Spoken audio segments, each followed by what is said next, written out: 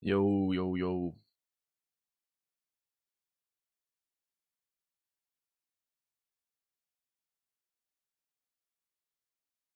What is up? We're live. We're live.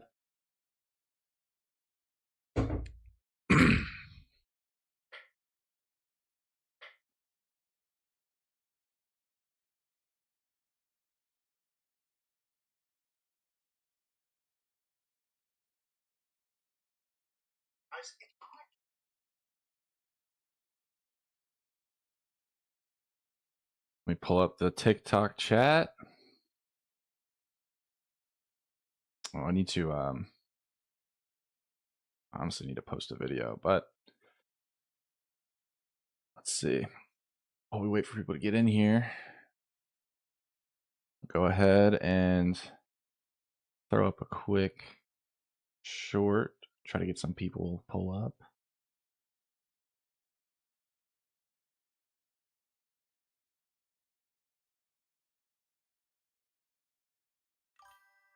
Yo, what's up, Thunder Dragon? Welcome in, bro. Welcome in, bro. How you doing?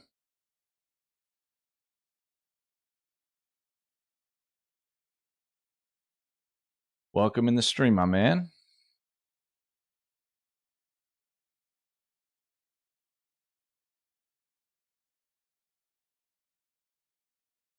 How's it going?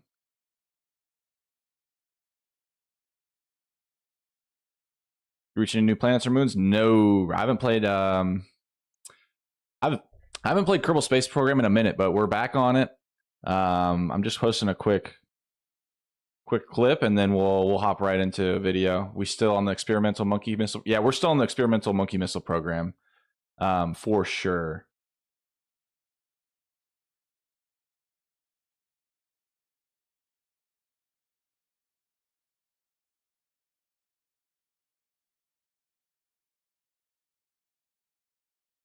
Yo, what's up? Hello. Scrumble Cito says penis in chat. Oh, thanks, dude. Appreciate it. Welcome in, bro. How are you doing? I'm doing good.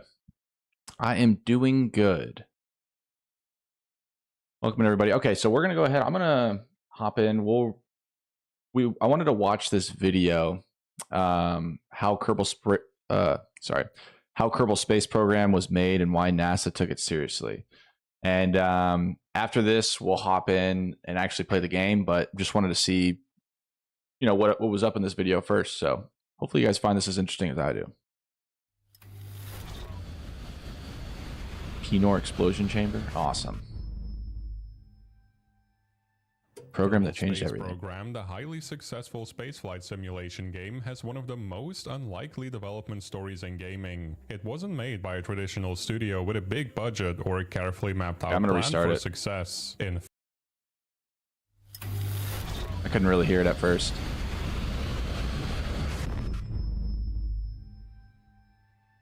Kerbal Space Program, the highly successful spaceflight simulation game, has one of the most unlikely development stories in gaming. It wasn't made by a traditional studio with a big budget or a carefully mapped out plan for success. In fact, it didn't even come from a game company at all. It started inside a marketing company in Mexico, where one overworked employee was about to quit until his bosses made him a promise that would change his life forever. Long before Kerbal Space Program became a beloved space sandbox, Felipe Falange was someone who loved tinkering and creating 3D models on his computer. He studied game design in Brazil, but after college he moved to Mexico to be with his girlfriend, now his wife. That complicated things professionally. Game jobs were already hard to find in Latin America, so after graduating, Felipe wasn't in a position to be picky. He was simply hoping to find something even remotely game adjacent. That eventually led him to a company called Squad. Before Squad became known for games, it was a marketing company founded in Mexico in 2009. The company built elaborate promotional installations for major brands like Coca-Cola, Sony, Samsung, and Nissan. And by 2010, it was already growing quickly. Squad needed someone who could create 3D models of those installations in advance, so the team could avoid expensive mistakes once it was time to build them for real. Felipe was a good fit. Back in college, he had become obsessed with the racing game Test Drive Unlimited and wanted a Logitech driving wheel with a proper gearbox. But because imported electronics were so expensive in Brazil, it was completely out of reach for a student. So instead, he built his own gearbox out of a USB number pad and old joystick parts. That kind of hands-on problem solving, Bro, he literally, it's like the Iron Man meme, made this in a cave. suddenly became very relevant during his interview at Squad, because the company wasn't just looking for someone who could model things on a computer, since they wanted to keep the team small. Dude, this guy's like a super genius. He's like building real life stuff. Like this little craft he made right here is more advanced than all of the things I've ever made in Kerbal Space Program. With a box of scraps. Yeah, literally, dude. This guy's a genius. They also needed someone who could help physically build the installations. The conversation quickly shifted away from 3D software and towards something much more practical. How good Felipe was with a soldering iron. What does this device do? Like, they got a phone attached to like a little tank device? I mean, I'm sure something much more practical. How good Felipe was with a soldering iron. The founders were impressed and hired him on the spot.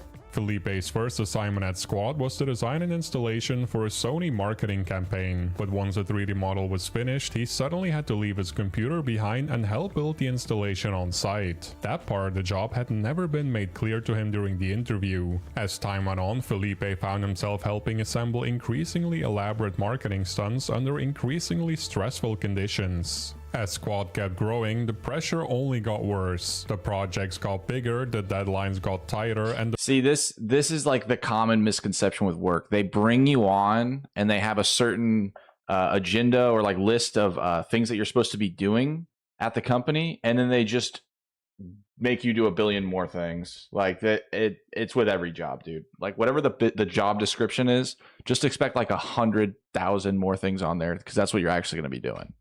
the work became more physically demanding than Felipe ever expected when he took the job. At one point, he had to help install a 100-pound projector on top of a structure around 25 feet high. It was a kind of work where one mistake could be disastrous. What made things worse was that Squad wasn't really growing much as a team. The workload kept increasing, but new hires were rare, in order to keep costs down.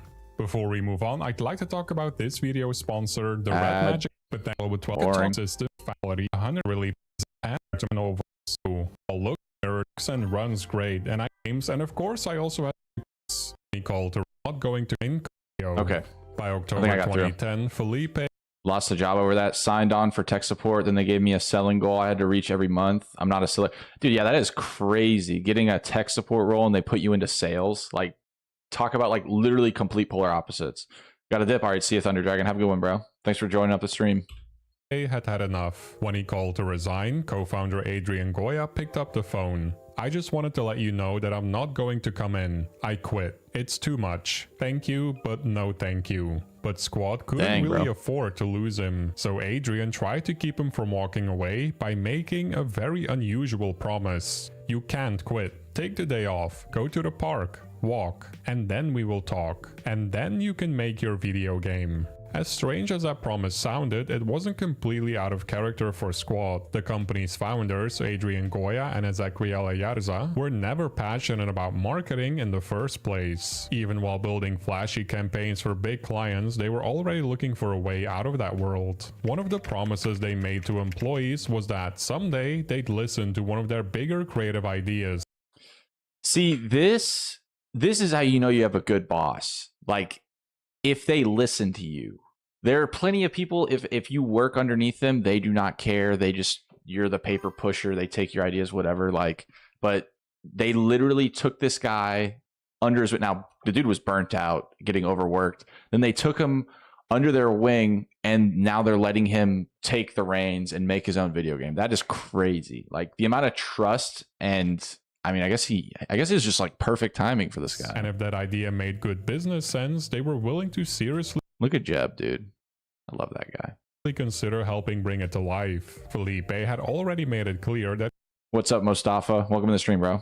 He wanted to make games. The official pitch just hadn't happened yet. Squad still needed him to finish the projects he had already started, so they proposed a deal. Felipe would help the company get through the work already on the schedule, and after that he could properly pitch his game idea. And whatever the idea was, they'd give him 6 months to build a prototype. For Felipe, who had spent years carrying this idea around in his head, it was the opportunity he had been waiting for. And when he finally pitched it, the concept was simple: a game about little green astronauts launching themselves into space. In January 2011, Kerbal Space Program officially entered production. The very first prototype was made in Unity and was incredibly bare bones. There were no controls, no camera work, and no real game to speak of yet. It was simply a rough test to prove the concept was possible. A rocket on a flat green surface under a default Unity sky. See, this type of rocket, this is like my speed. This is kind of what I make. You know what I mean? I kind of like this build. I could see myself making this build. Smart guy, whoever made this. Skybox, with a few static values making it rise into the air before its joint snapped apart. It was crude, but it was enough to show This also looks like one of my builds. that the idea had life. The original spark for the game goes all the way back to Felipe's childhood fascination with fireworks and bottle rockets. As a kid, he would make little foil figures he called Kerbals and launch them into the air. He was also deeply inspired by NASA from a young age, which helped shape his desire to create a game centered around space travel. I look up to NASA as one of the pinnacles of human achievement. It's not just an American space program, it's an inspiration for all mankind. Years later, that admiration would come full circle when NASA approached the team to collaborate on a very unique project. But more on that later. Felipe originally pitched. You're telling me that the dude who made Kerbal Space Program collaborated with NASA? Dude, I swear, if I find out that NASA was using Kerbal Space Program as like a testing site for like new builds, it's like a sandbox mode to try out their new stuff, dude. The project as something much smaller, even suggesting it could be made in Flash. Early on, he imagined a 2D game, then a sort of 2.5D compromise using 3D assets. But as he worked on the prototype, his curiosity got the better of him. He started wondering what would happen if he simply removed that restriction and let the rocket move freely in 3D space. Once he tried it, it was too fun to go back. That same improvisational energy shaped the rest of the game's development. From the beginning, Felipe didn't approach Kerbal Space Program as a polished, fully mapped out commercial product. The team was small, the budget was limited, and this was their first game project. So instead of disappearing for years and trying to emerge with a finished game, they built it in public. The plan was to work in short sprints and let players help shape what the game would become. Their immediate goal was simply to create a functioning sandbox where people could build whatever spacecraft they wanted and try to fly it. Everything else, missions, management. See, this little spacecraft right here, this with like the satellites. Everything else. This is, we're getting too advanced. They're getting way too advanced. If you're making stuff like this, like, I don't know how people come up with like how all these parts work together. Else, missions, management systems, planets and moons to explore would come later. After production began, Felipe still didn't fully trust that it would last. He worked with a fear in the back of his mind that someone might walk in at any moment, tell him the experiment was over, and send him back to regular client work. That fear also pushed Felipe to keep the project small in the beginning and try and release something fast that could convince Squad to keep working on it. In July 2011, Felipe and the team released the first public version of the game, Squad's. Dude, this game's been out for 15 years. You're playing version 0.3? No, bro. I didn't get this game until like 2015 or so, I think. But, I mean, back in 2011, I was like, I don't know, 10 years old, dude. I don't even think I had a Steam account.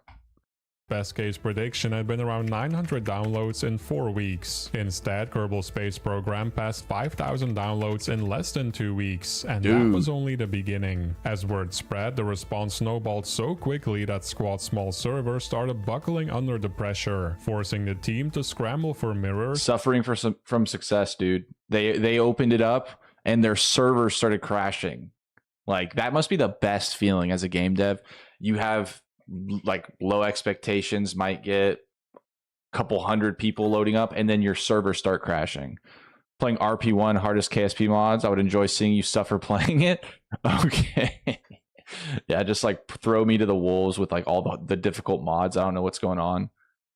New hosting, and emergency fixes just to keep the game online. Felipe later wrote on the game's official blog that Kerbal Space Program reached 50,000 downloads in just 13 days. Then, only 24 days after the first public announcement, the game hit 100,000 downloads. What had started as a risky internal experiment was suddenly turning into something far bigger than anyone at Squad had imagined. The response was so enthusiastic that players almost immediately began asking if they could help fund development.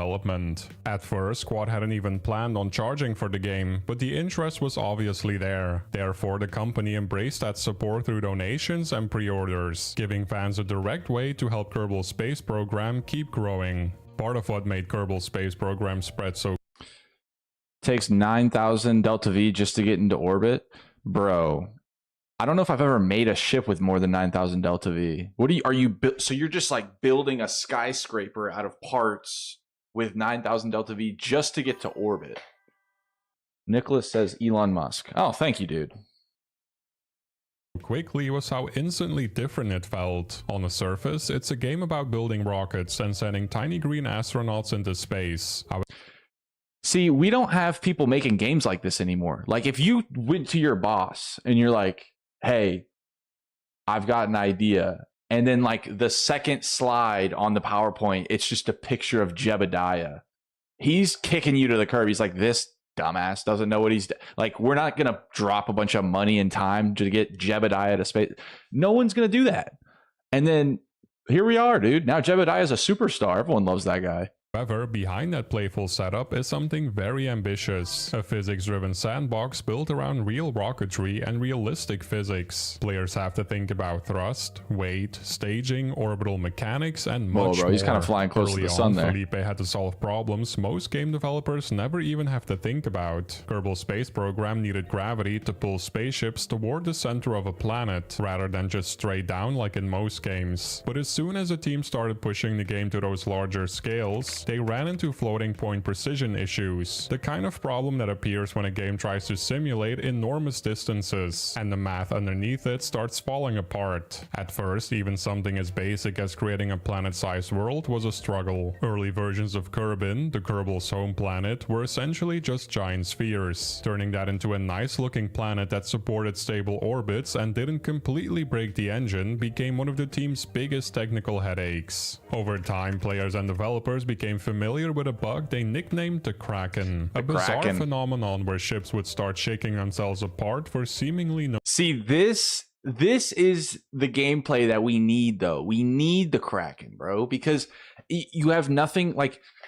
Imagine they just didn't have the Kraken, bro. That's like part of the community now. You know what I mean? Plus, like, I think everyone who's played the game, you've had a launch like this. Like, bro, look at this phenomenon. Everyone's had something like this shaking themselves apart for seemingly no reason, as if it some makes the invisible game. force was tearing them to pieces. In reality, it was the math underneath the physics simulation giving way under the pressure of all that scale. Eventually, Felipe and the team found a workaround by changing what spaceships were measured against as they moved. Rather than treating the entire universe as one fixed the Kraken space, killed the my game Jewel would 5 shift mission. its frame of reference when needed, effectively moving the universe around the ship so the simulation could remain stable. Felipe had never come up through a normal game industry pipeline, so a lot of the basic production side of development had to be learned while the game was growing. He learned why Git was better than SVN, why branches mattered, why small testing teams mattered, why a proper deployment pipeline mattered, and why hand packaging zip files for every build was a terrible long-term plan. For all the complicated physics and orbital— Bro, what is this build? What is this, a rover? What? mechanics under the hood, the team never wanted the game to feel cold or overly technical. Their design decision to add the little green astronauts gave the whole thing personality and just enough silliness to make failure feel funny instead of discouraging. Their terrified expressions, their cheerful stupidity, and the way they could turn a catastrophic launch into a joke helped balance out the realism of the simulation. Bro, you could be in the middle of a mission, middle of space, the entire fate of the universe is on the line, and Jebediah is just like,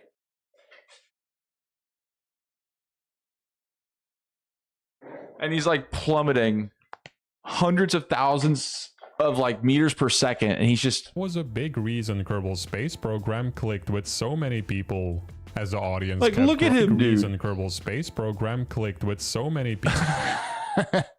Like he has no. He could theoretically, if they didn't cut this clip, he's just heading straight to Earth or wherever, this planet, and he's just going to explode into a million pieces. And look at the look on his face. He loves it. People. As That's the why he's the audience GOAT. kept growing, so did the scope of the game. Felipe and the team kept revisiting old systems, refining them, and layering in new features through constant updates. One of the biggest long-term goals was career mode, which would add more structure on top of the what's up, Dragon sandbox by Body? introducing things like astronaut hiring, budgets, contracts, and reputation. In other words, Kerbal Space Program was slowly turning into a game about running an actual space program.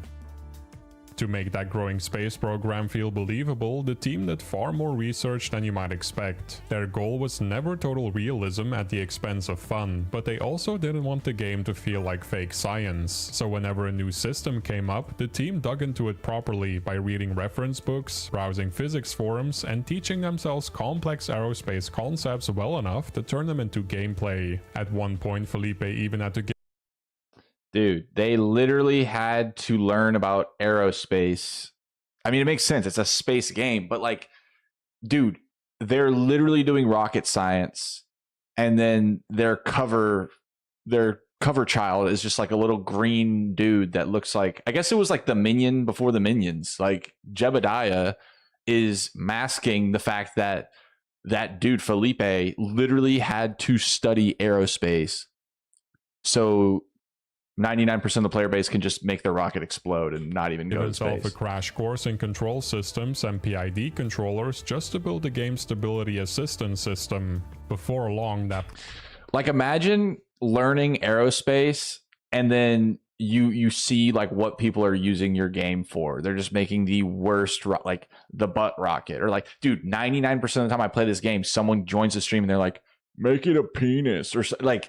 And meanwhile, behind the scenes, dude, they're literally doing like complex math equations to figure out the physics and like make sure the game doesn't break. Remember, it's not rocket science. It is. Yo, what's up, Joe Fata? Welcome to stream, bro. Balance between authenticity and fun started attracting attention from far beyond the game's own community. By 2013, Kerbal Space Program had grown enough that even NASA had taken notice of what Squad was building. To be fair, all rockets are vaguely dong shaped. I mean, yeah, they are. They definitely are.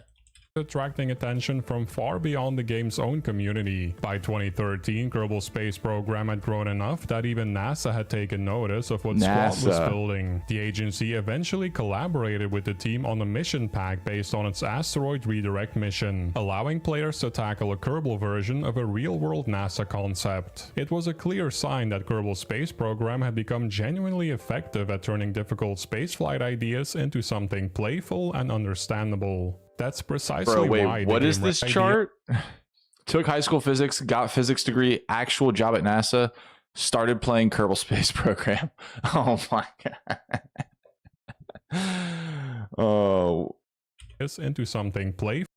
Rocket science is the art of throwing something fast and accurate. Program had become genuinely effective at turning difficult spaceflight ideas into something playful and understandable. That's precisely why the game resonated with people inside NASA itself. Doug Ellison, a visualization producer at NASA, praised Kerbal Space Program for making orbital mechanics feel approachable through gameplay. I knew Kerbal Space Program was something special when I watched a young kid, probably less than 8 years old, playing Kerbal Space Program and using words like apogee, perigee, prograde, retrograde, delta V, the lexicon of orbital mechanics. Bro, I don't even know some of those. Orbital mechanics is a counterintuitive world of energy, thrust, velocity, altitude that this kid, just by playing Kerbal, had managed to get his head around. The game also got a major break at exactly the right time. According to Felipe, Kerbal Space Program, which was still not finished yet, was about to launch on Steam as just a normal title on the platform. However, at the last second, Valve stopped it from releasing after controversy around another unfinished game on Steam became a big story. Instead, Kerbal Space Program became one of the first games to be released as a Steam Early Access title. Looking back, Felipe believed that mattered a lot. At that time, the game was still still rough, and without that early access framing, he thought it might have been rejected by a wider audience. The relationship with the community was key to the game's further development. Felipe described it almost like a symbiosis. Squad kept shipping updates, but players were often running ahead of them, surfacing new ideas, suggesting improvements, and eventually building mods that added features before the official game did. That created a very unusual development dynamic. The team had to constantly think about what was worth turning into an official feature, what was better left to mods, and how to support a player base that was helping push the game forward in real time.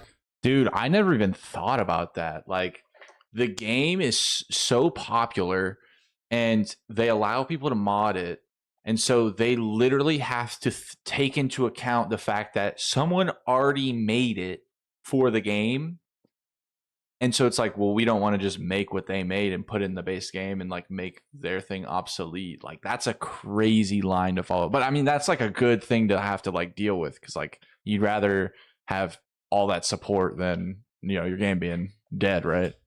As Kerbal Space Program kept evolving, so did the scale of what Squad was willing to invest in it. The success of the game's Steam Early Access release gave Squad room to expand the development team. According to Squad's founders, the game had become a significant part of the company's income, the lifeboat they had been looking for. Kerbal Space Program's biggest impact may have been on the people playing it at home. Once the full version of the game was released in 2015 and sometime later for consoles, the team started receiving more and more heartfelt messages of appreciation. We have people saying that Kerbal Space Program inspired them to change their majors to aerospace or some other related field. It's happened more than once, and it's just incredible. You show up to class and your professor, he's like teaching you about aerospace and like, you know, all these advanced sciences, and then you ask your professor, you're like, oh, like what made you want to get into aerospace and engineering? And he's just like, you know, Jebediah Kerman. And you're just like, yes, I know the GOAT. I know the GOAT, Jebediah Kerman. Like, he put me onto everyone in the Harvard. Does Harvard do aerospace? I'm sure they do. Everyone in class is learning aerospace engineering. Someone brings up KSP and they're just like, that's why I'm here too. Like, everyone's just here because of Jebediah.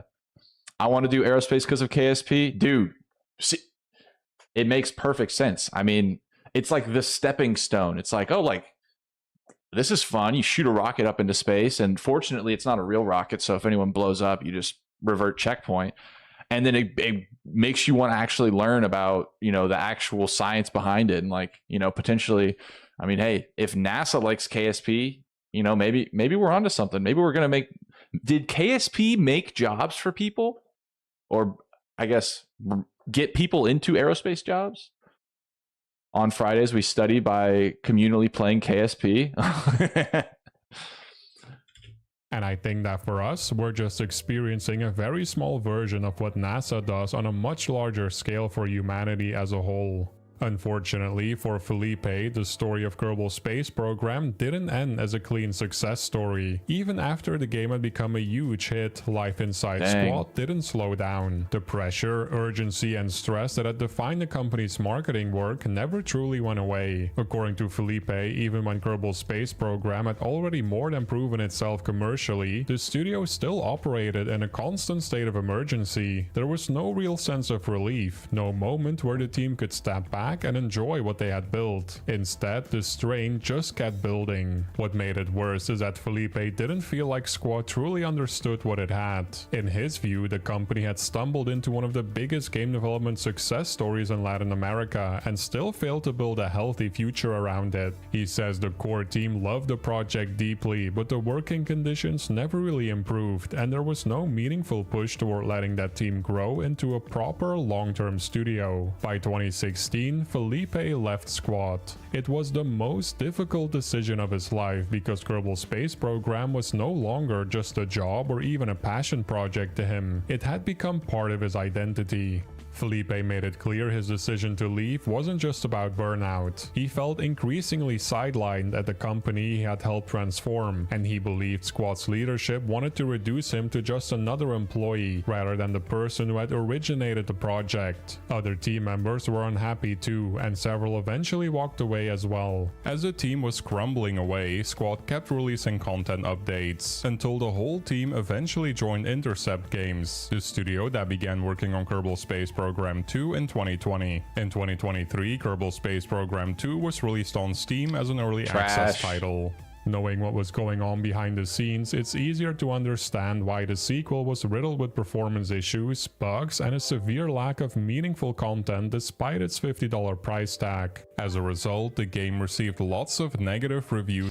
KSP1 modded is the actual KSP2. Yeah, dude, no one plays KSP2, and the thing is, I did not know anything about the background of this game. I didn't realize that the dude Felipe, who like brought KSP to what it is today, wasn't there for KSP2. It makes so much sense. Like literally the GOAT of the video game, I guess, like the GOAT of KSP, the guy who brought it from the ground up and literally worked out every single physics issue and got the game working, isn't there for KSP2. Like, what did you think was going to happen? You got a bunch of bums at the gaming at the company, and they don't know what they're doing, and then they just throw together. They're trying to emulate Felipe, but guess what? You can't. He's the GOAT. KSP made me so sad because Felipe had all these plans, but Intercept just kind of ruined it. I mean, dude, that's how corporate works, dude. You got the game got so big and it grew so much that there's too many hands in the pot, and then Felipe gets overcrowded and kind of pushed out, and then all of a sudden, like the love and the risks and all of the things that made KSP, you lose it to a company trying to make money by releasing KSP2 and basically, making the game look like trash. Like, it's just disgusting. But it makes me happy to know that KSP has the capabilities of like putting on mods. It's like Minecraft. It's like Minecraft or Black Ops 3 Zombies. Like, you can get your own mods and things to make the game more interesting and make the game more difficult, or more like, more planets or stuff like that. It makes it amazing. Greed can't replace passion, but it can corrupt it. Yeah, that's a powerful quote. That is the gaming industry today, huh? From the same people that once adored Kerbal Space Program. Needless to say, it was painful for Felipe to watch the collapse of something that could have become much greater. In 2024, the studio's parent company, Take-Two Interactive, decided to shut down the studio and end all development on Kerbal Space Program 2. The game is still being sold on Steam in early access, Bro, recent reviews, all reviews, mostly negative. 23K or 22K, mostly negative reviews. Like, what are we doing, bro? And like, Jebediah is not even on the cover, dude. Like, who is that? The store page warns that it has gone more than 23 months without a developer update, and that the roadmap shown there may no longer be current. Felipe has since found his way back to the same dream through a different path. He is now involved with Kitten Space Agency, a new spiritual successor to Kerbal Space Program. The story of Kerbal Space Program is far from perfect, but it tells a messy, very human story about a developer who got one unlikely chance to build the game he had been dreaming about for years. That gamble inspired players, earned the respect of NASA, and changed how millions of people think about rockets, orbits, and space exploration. How hard can rocket science be anyway? Before I end the video, I wanted to let you know that I've been selling merch for... Dude, shout out Felipe. Felipe is actually the GOAT, bro. Like, he made, honestly, like one of it. This is the most memorable game from my childhood because I played it back, I don't know, like 10 years ago, 2015, 2016. And I didn't really have many hours on it, so I couldn't really appreciate it. But I mean, dude, like, I'm just so excited that he's actually coming out with a new game, Kid in Space Agency. Like, I'm gonna have to cop that. I'm gonna have to play it. I'm gonna have to, like, I'm excited. I wonder if it's out yet. Is Kid in Space Agency out?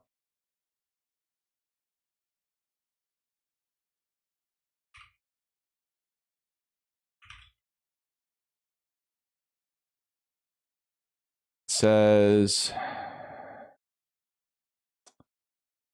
Kitten Space Agency is out. I don't think it. Wait, is that fake? Free public release? Wait, it's already out. Oh, the alpha's out? Interesting. Man.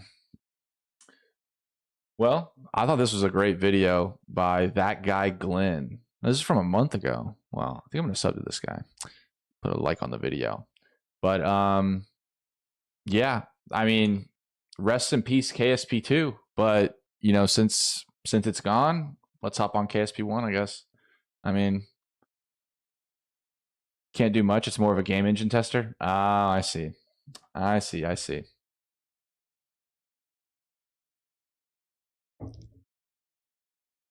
Okay. Let's see. Give me 2 seconds.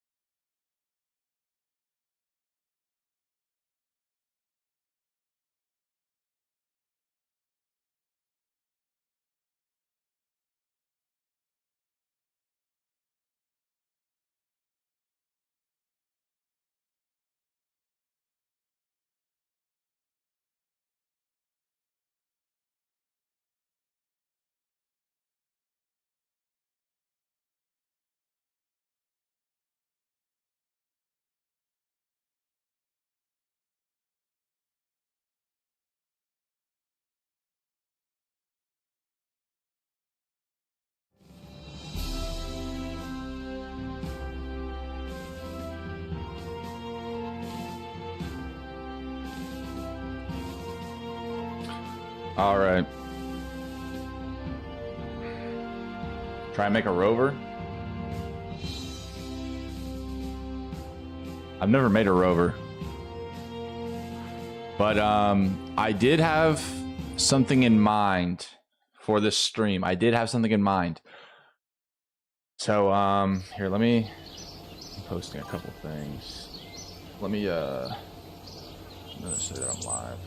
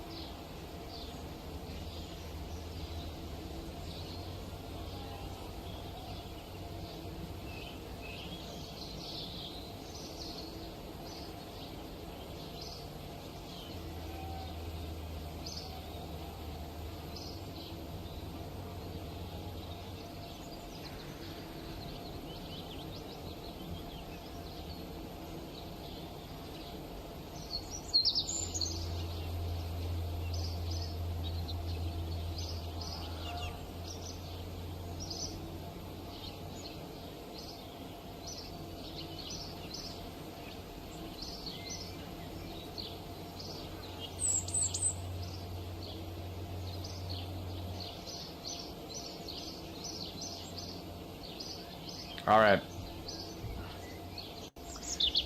So, let me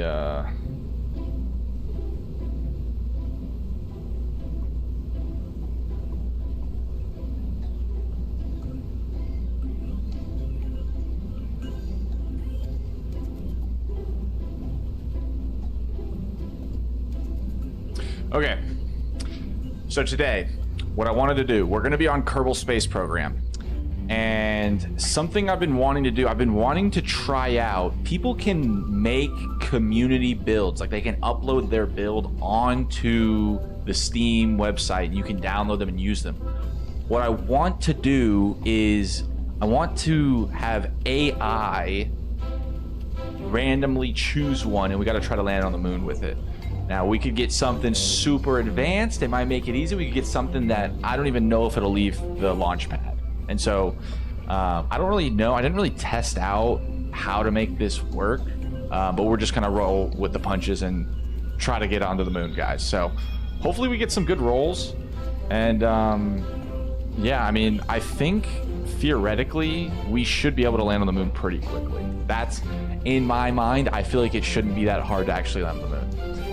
I know a lot of times we have some people that think otherwise, that like maybe I am not that talented. Most people, I would say, they're like, yeah, Luke's really good at the game, so it should be easy for you. But I don't know. We'll see. So I'm gonna post on.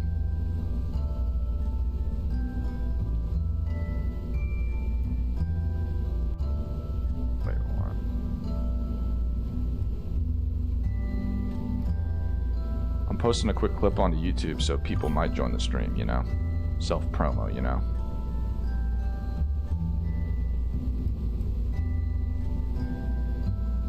Alright, cool.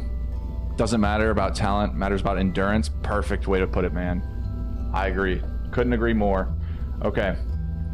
Depends entirely on the build's Delta V. Yeah, I mean, that's fine. We'll make it work. Okay. So I know that we can go on here and we can go to Steam. How does this work? Featured. There's just 3 on featured. I don't know what that means. Newest. Should we do newest? Should we do subscribers or should we do votes? What should we do? Does it matter?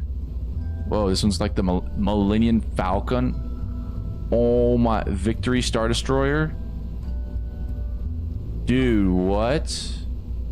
This one costs $4 million. Newest? Bro, some of these are insane.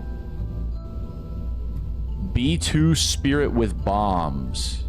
It's only 75k. This one's 5 million. Caesar class super carrier. Bro, what? Okay. We'll go to newest.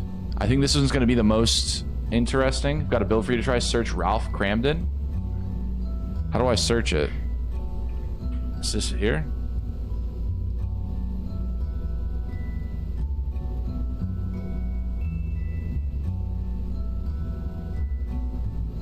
I don't know how to find that.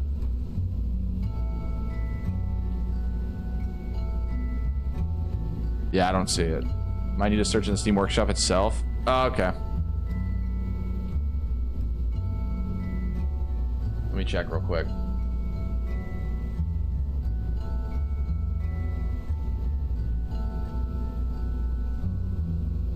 Okay. Browse. Should we do...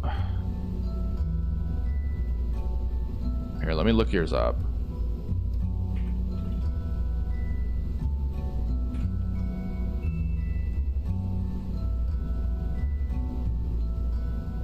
Is it this one?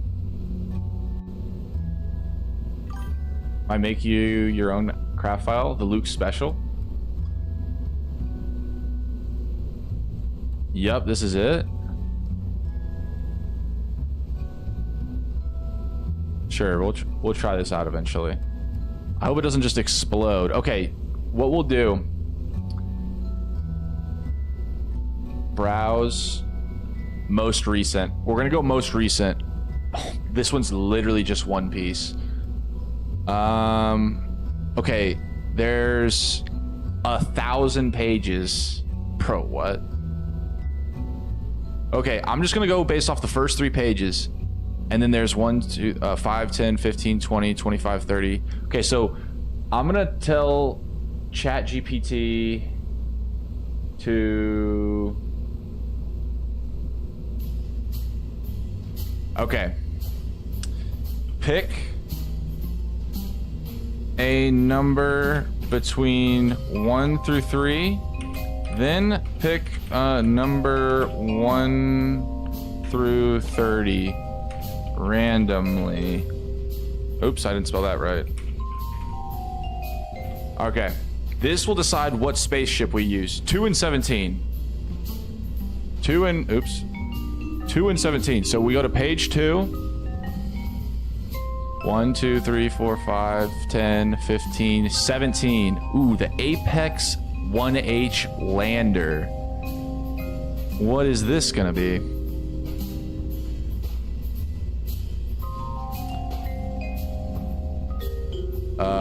Here it is. Load. Contains locked parts. Loading error. Can I not load this one?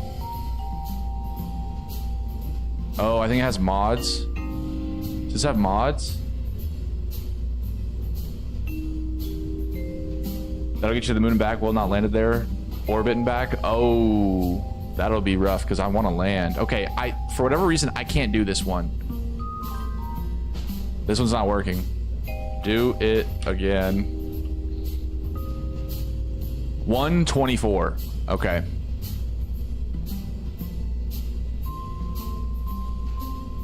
Five, 10, 15, 20, 25. Okay. This is it. The SS1 Neo KJ Intercontinental Fly G, or I don't even know. We need to go to the other editor. Might have DLC parts? Yeah, for sure. I didn't really think this one through. Oh, this one looks pretty nice. I like this one. I like this. Okay.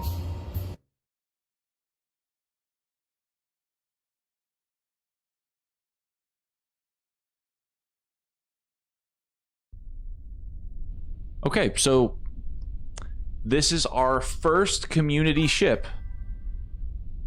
This looks awesome. That's air breathing, doesn't have oxidizer to work in space. How do you know that? How do you know that? We should be fine, right? Because we're trying to get to the moon. Jebediah and Kerbal are right next to each other. How do I,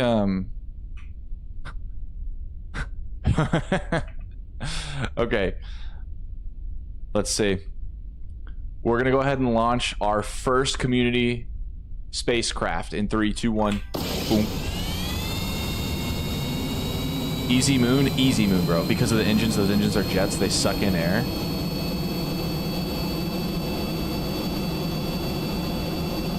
We're kind of going off the railway. Bill doesn't look very happy. Can we pull up? Bro, we're not pulling up.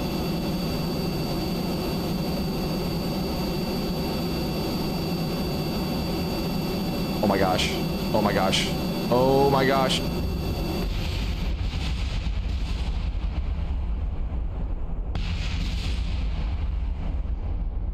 Bro, where's that part going?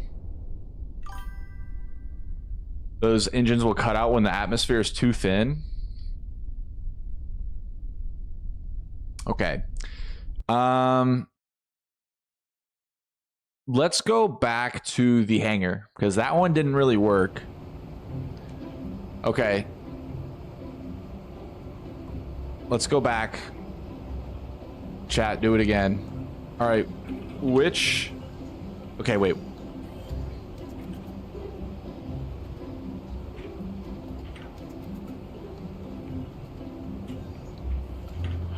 Okay, I gave it a wider range of options. Before you have to reach the upper part of the atmosphere. COL was too far behind the COM. 119. Okay, wait, this one's 14.7. We got 14.7, so we got to go to page 14.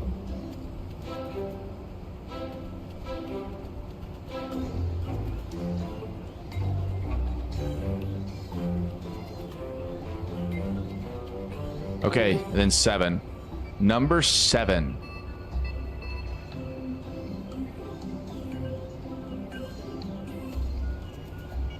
Okay, wait, I have to, okay, wait, let me make sure I exclude all the things that I don't have.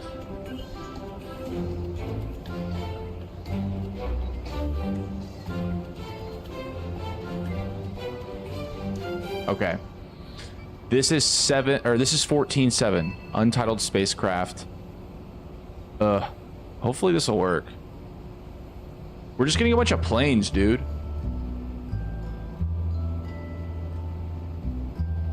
Okay, this one's like really small. What do we think about this? This one looks like it can go to space.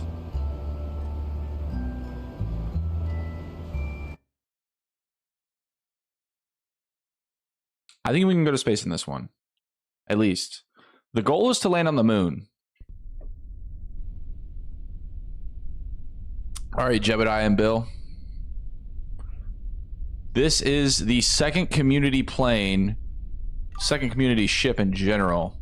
This one seems a bit small. I don't know how much fuel we really have. Why are we turning? But we're going to go ahead and launch in 3, 2, 1. We're like already out of fuel. That might get orbit if it's the hybrid engine. Forgot what it's called. Sure, yeah, we'll get orbit, dude. Surely. To be honest, though, I've never used a plane, really. Like, I've used planes before, but I've not tried to get orbit with a plane. I don't know how much different it is. There we go. Dude, look at the rest. Look how much debris out there. Oh my gosh.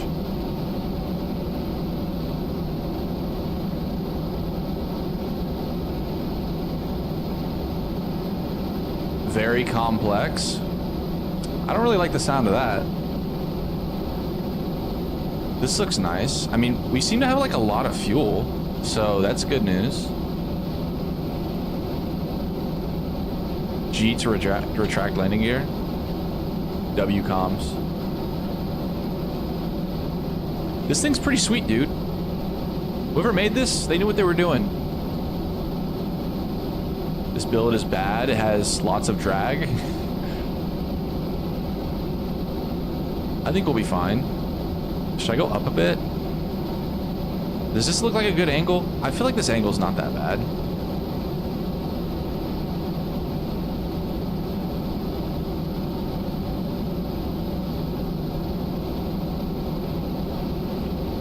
This is Jebediah's view. Whoever made this doesn't know the first rule of SSTO. I don't even know what SSTO is.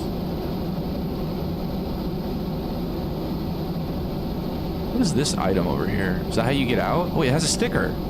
That's cool.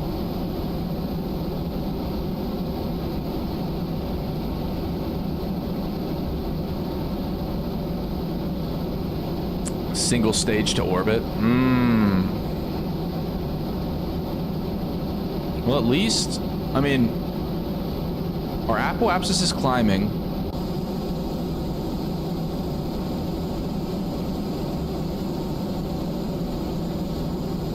Should I slow down a bit?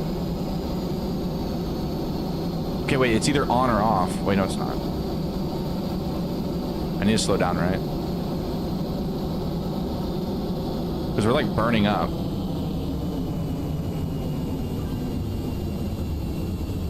Keep 15 degrees. I feel like that's like kind of close to 15 degrees.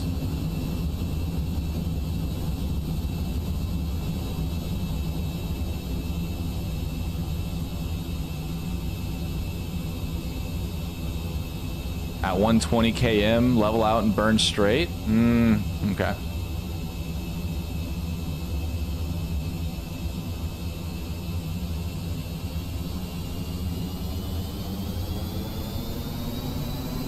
I'm just wondering, where do they put all the fuel in this thing, dude? Hey, sorry, I'm actually new on your Twitch and I really like your live. When are you usually on stream?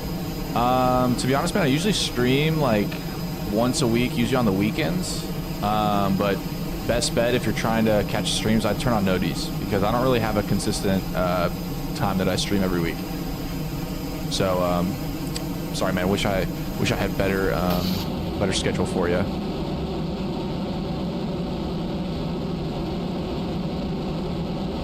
Are we still rising?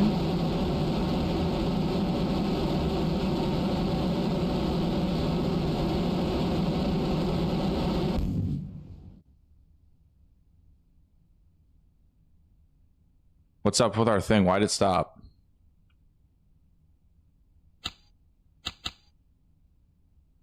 Look at map. Keep burning. I am, dude. It's not working. You're out of oxidizer. Oh, whatever that means. I don't know what that means. So are we just gonna plummet back to the earth? This thing doesn't have parachutes. Yo, bro, do you have TTS voice? I do not. Sorry, fat grandpa. Right-click the engine to see if it's got a second mode.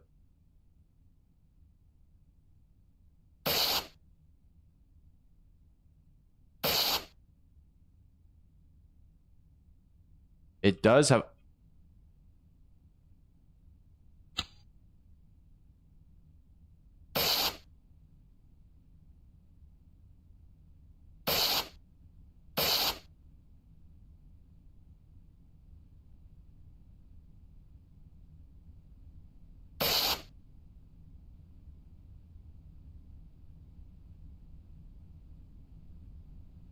Oxidized to keep engines running in space since there's no oxygen up there. It's pre-stored oxygen. So... Oh, wait. We're back in the oxygen. We have oxygen again.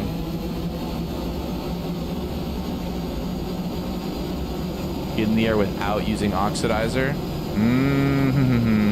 Okay. Let's take them home. Wait. Here's this anyway then. Yo, fat grandpa, thanks for the bits, bro. I appreciate it.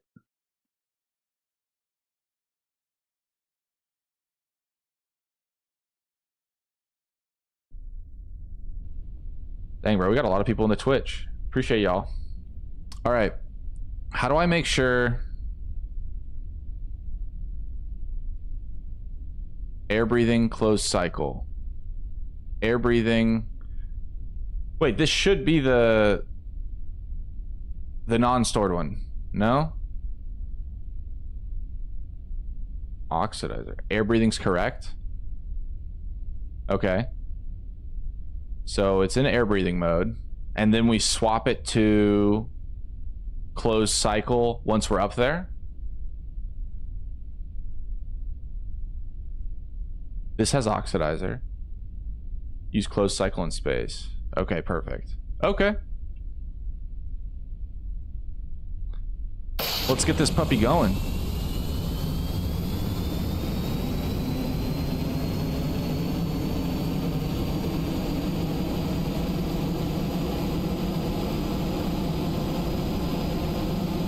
Okay. Jebediah once again looks so happy. Bill Kerman, not so much.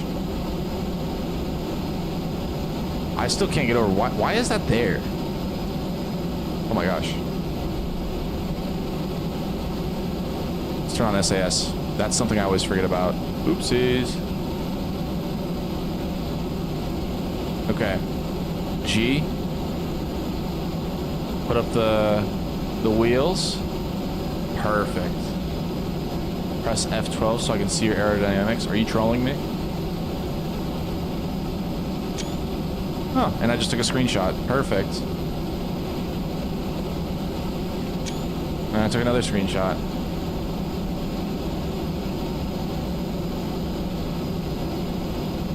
Let's check in on Bill. What's up, Bill? You're rising well. Thank you, thank you.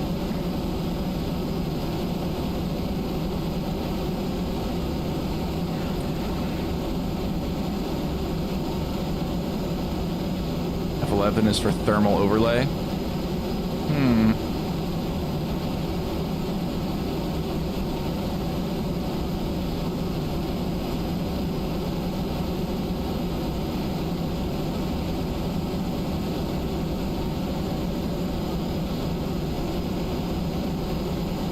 F3 rough stats. Yo, what's up, Thomas? Cade is lurking. Appreciate the bits, bruh. Tell Kate I say hi.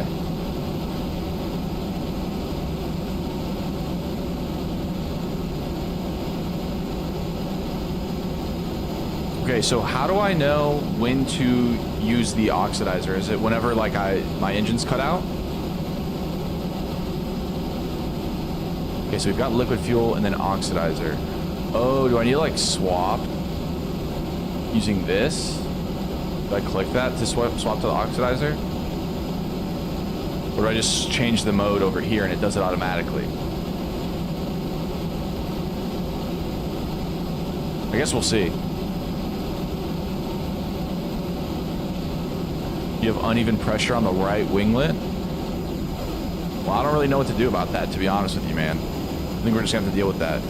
When engine's cut out, change engine mode to closed cycle to start using oxidizer. Perfect. Okay, appreciate it, bro. Transfer fuel. What's up, man? Cody, Thomas, Ryan, and I are watching. Yo, what's up, everybody? Appreciate y'all joining in.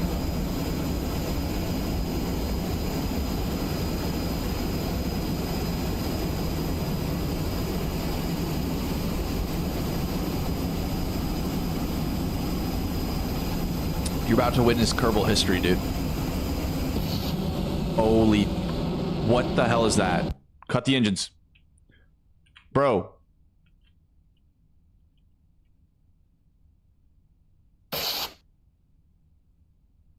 Wait, this one was on closed cycle. This one wasn't. Okay, whoa.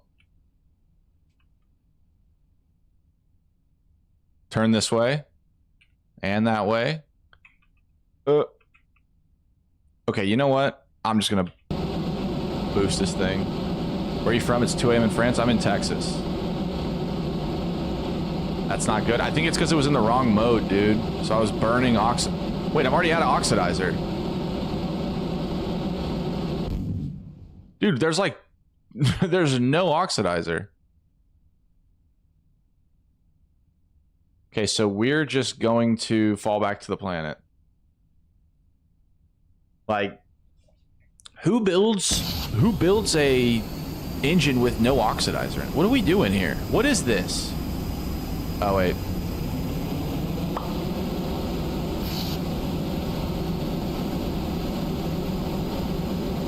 Okay. We're kind of burning up. How did you say you could check the temperature? F11? Temperature overlay. It looks really bright. Make sure both engines are in air breathing to start. Yeah, I think that would have helped. There's plenty of oxidizer on that craft. They're just complex to fly.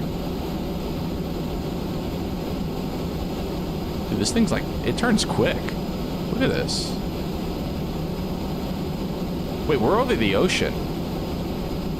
Be right back. All right, this is fine. Yeah, Kate, it's fine. Oh my gosh, pull up. Pull up. What happened to the wing? What? What happened to my wing? Okay. Jeb. Okay, you can save this if you pull.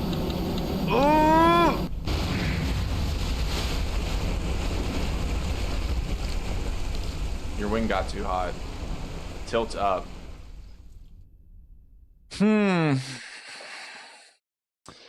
So it said we splashed down hard and we're destroyed. Oh, okay. Structural failure on linkage between LY60 large landing gear and Big S Delta wing. Add parachutes. Okay. I think we need to change crafts, dude. This one, I'm tired of this one. I don't like this one anymore. I think we need to go next. Again. I think we need to go next. Page 8, spacecraft 26. Oops. Page 8.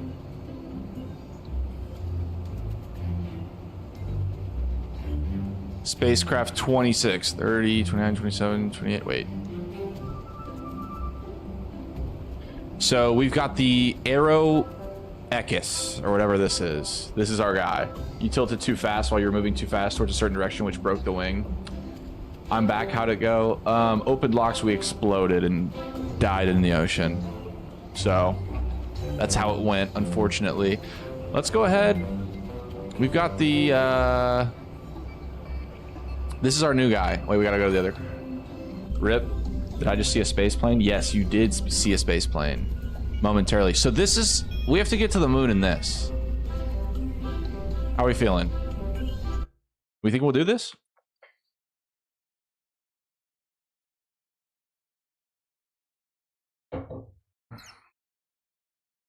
Gorilla Glider Domination. Hey, that's a guy who knows ball. Okay, so Jebediah, this is our third community rocket. We have to find out how we're going to get this thing to the moon. We've got a couple stages, which is good. And we do have a parachute this time. It does make me feel a little bit better that we do have a parachute this time. So I'm just going to go ahead and we're going to go turn on the SAS. And Jebediah, we have liftoff in 3, 2, 1. Ignore all of the debris out there and that floating missile. I don't know how that thing's floating, but it is. Okay. So this solid fuel is going by quick, but I do believe that we can at least get orbit in this thing, if not get to the moon. Moon might be crazy, but you know, we'll see. We'll see. Okay. I'm gonna turn the throttle up.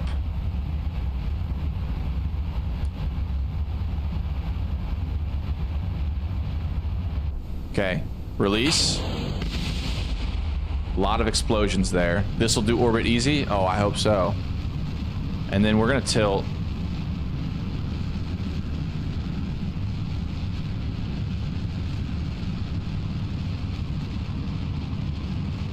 Okay. Come on.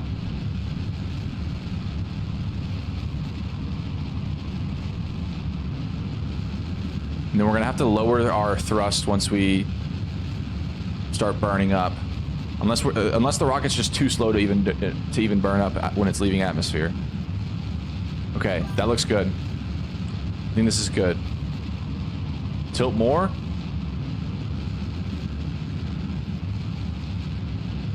The Flying Phallus project has been... Oh, thanks, dude.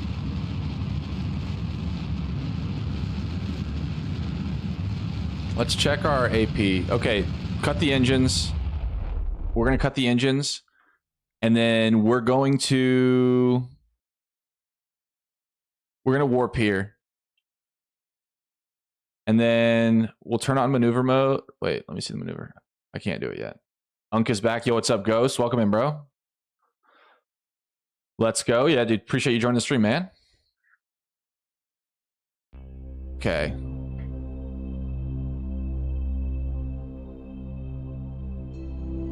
Press the purple button. Yeah. I need to... It won't let me press it because I'm warping, I'm pretty sure. I'm worried that it won't have enough delta V for return. That's something we can worry about later. Okay. Burn. Oh, wait. I'm gonna cut this. I should be burning prograde. There we go. Where are you going? Hoping to get to the moon, my man. I'm using a community rocket at this point.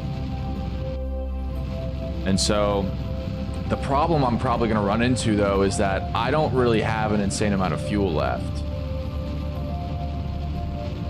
Remember to burn when your orbit faces towards Kerbal from moon or orbit to be more efficient. Unfortunately, I think that's out of the cards, man. We don't really run an efficient ship around here. Unfortunately for Jeb. What's good, Luke? How you been? Yo, what's up, Sour? Welcome to the stream, man. Appreciate you being here. Okay. We're about to get orbit, which is really good. I'm feeling really good about this one, honestly. We might get moon quick.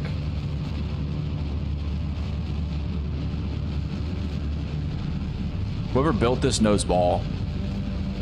My camera's doing that weird thing whenever you get orbit. Okay, we've got orbit pretty much. I'm gonna wait till we get to... What is it? AP? We'll warp to AP. Yo, let's go. What's up, Big Choinks? Bill, it's not necessary. Jeb, no, but it's possible. No problem. Glad to see I'm in a KSP live again. Yeah, bro. Appreciate you being here, man. All right. Let's even out the orbit a bit. That should be fine right there. We got a circular orbit, and now let's just enjoy the view for a second. Here, wait. I want to go. I want to look at Kerbal.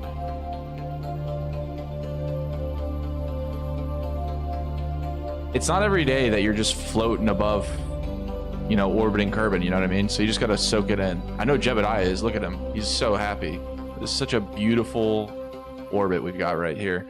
Okay, now let's get serious.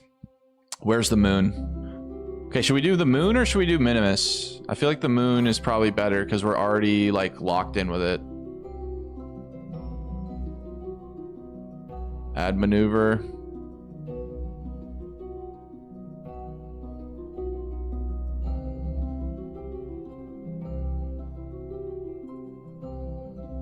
Okay.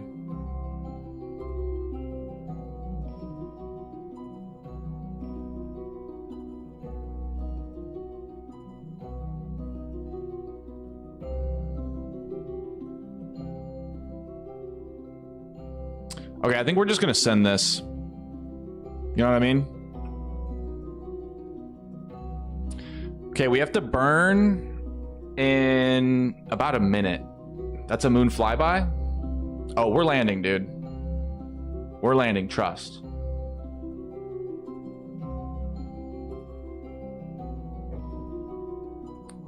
I'm sure it could be a little bit more efficient. Well, actually, we might have to be more efficient now that I think about it, because we don't have that much delta V. So, okay, guys, I've got like okay, I'm just gonna redo it.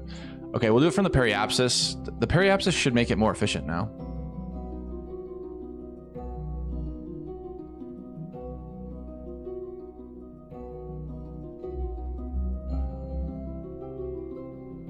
Oh my gosh, look at that. Look at that. Let's do this one. Oh my gosh, that's beautiful.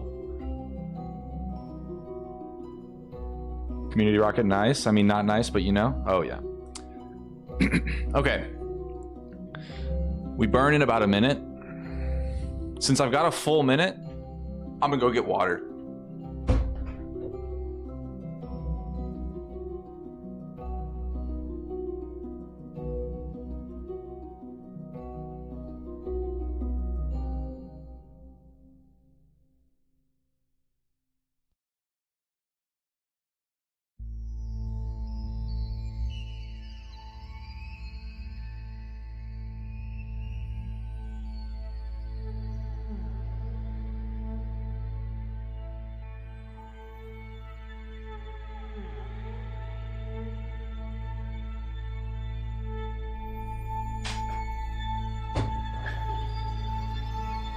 Oh my gosh, I got back with like so much time to spare.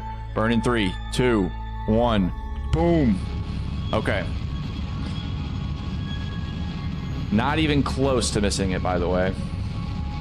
Why do I feel like this is going to be fucked? Yo, dude, it's gonna be fine. It's gonna be perfectly fine. Surely, right? Like, look at this. This is a perfect... The apoapsis is moving perfectly. All I have to do is press X at the right second. 4, 3, 2, 1, 0. Okay.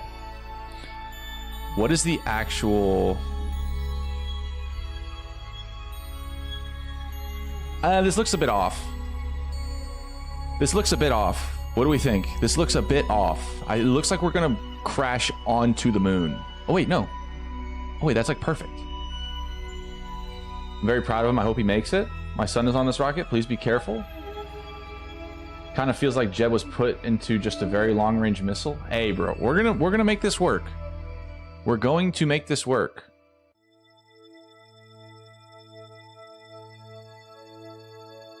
The moon encounter's right here.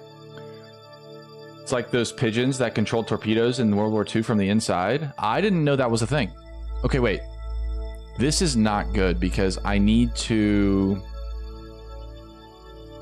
If I burn retrograde, does that make the... Does that make this better? Oh gosh, you're slamming into it. I see that. I see that. Oh wait, that made it worse. Okay, wait. Let's burn... What do we burn here? No, we burn prograde, right? Do we burn prograde? Yes, we burn prograde. Look at that. Beautiful work. Oops. Cut it out. And our periapsis is 6,300. Radial out. Move the orbit. We're good. Burn anti. No, we're good. Okay. And as you can see, we're closing in on the moon. You're going to either crash or get slingshotted. No, no, no. We'll be good. We'll be good. We'll be good. We'll be good. Everybody calm down.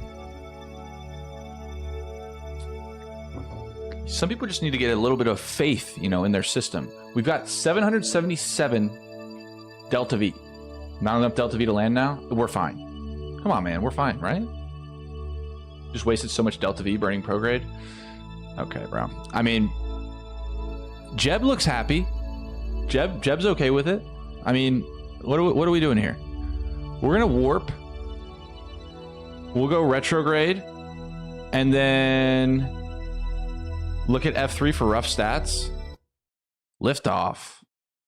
What is this gonna do? My son is dead. That crash trajectory you had might have enabled a landing, but not a return. I think we'll be good. It's doing that weird camera thing again. Okay.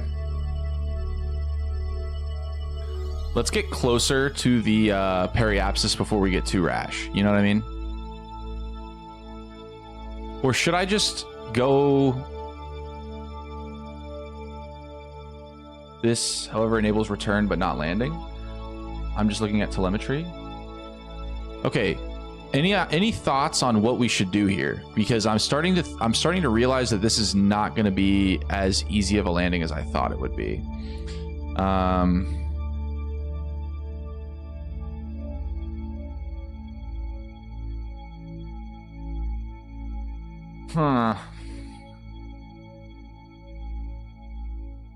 You aren't going to be able to return. Impossible. Ride it out, then get home. You're cooked.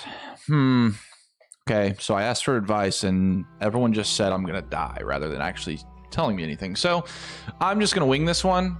What I think I should do...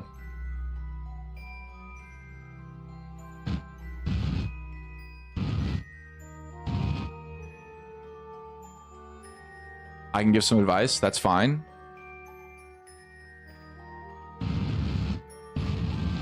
Okay. And now I'm just gonna warp here. I'm just gonna warp. Don't really care. Wait, I'm gonna die. Wait, I'm gonna die. I'm gonna die. I'm gonna die. I'm gonna die. I'm gonna die. I'm gonna die. Oh my gosh, I'm gonna die. Jebediah, please.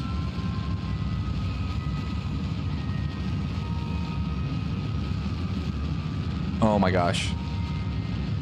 Just ride it out until you're around Kerbal, then go home. Burn retrograde. Suicide burn. Okay, okay, okay, okay. This... We were out of fuel. No, no, no. No, we're out of fuel. Jebediah. Jebediah. No! Oh my gosh, bro. Land and send a rescue mission? Dude.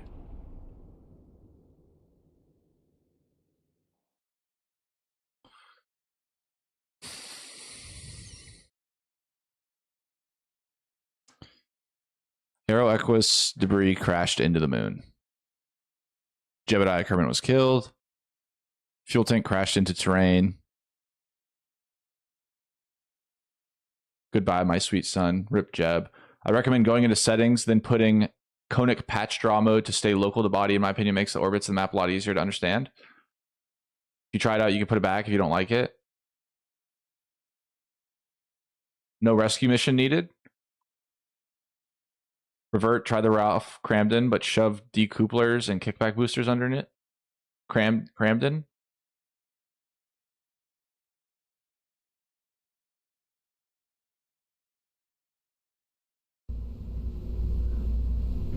Okay, this is where is it? We go next? Yeah, we go next. Rip Jeb. So wait, what's so... I need to add to this. This isn't like usable how it is. What's wrong with it? Is there something like messed up about it? Run it back. You fucked that by burning prograde. I'm trying, man. I'm trying. This one looks cool. I like this one. So this one's got one. This looks advanced. Why is this one so advanced? This one's got like what do they call that? Someone called it's like artichoke fuel or something. Is that what it's called? Artichoke or no, wait, no, not artichoke. I don't know, some vegetable fuel. To where it like uses fuel and then you release stuff. It'll get a moon flyby as is, but it won't quite land. Oh, interesting. I believe that we can land this thing. Launching Jebediah in 3, 2, 1. Go. We're landing this thing on the moon, whether you believe it or not. Add decouplers under the side engines, kickback boosters under those, and lander legs. Too late, my man. It's too late. We're kind of tilting over. Anyone notice that? Oh, wait. We don't have SAS on. Okay. This thing wiggles a lot. Sped up as well, made it impossible to slow down into a stable orbit because it would require too much delta V, let alone land.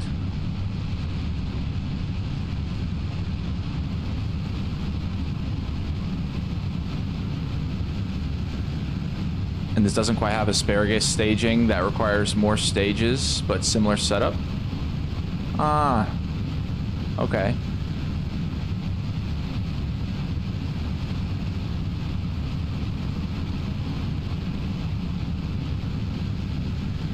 Okay, and then soon we're gonna tilt over. Like right now.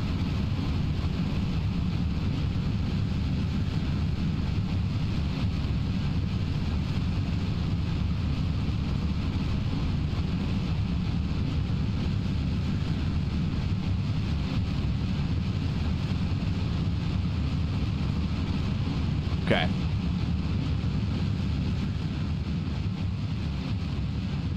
Sorry. Change the volume just a bit. Okay. Jebediah, how are we feeling? Our Apple Apsis is looking pretty solid right now. I think that once we get it to like, I don't know, close to 100, we're good. Oh, wait. Gotta drop those. Technically call this a single layer of onion staging, but no one calls it onion staging when it's a single layer. Ah, I see. Okay. Now, what we'll do is we'll go right here. We'll warp here. We'll prograde it.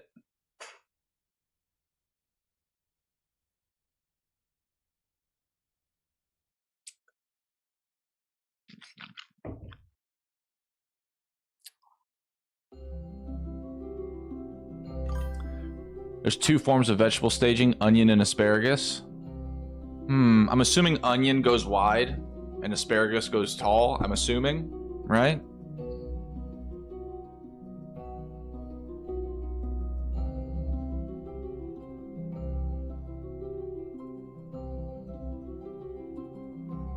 Okay, I gotta burn.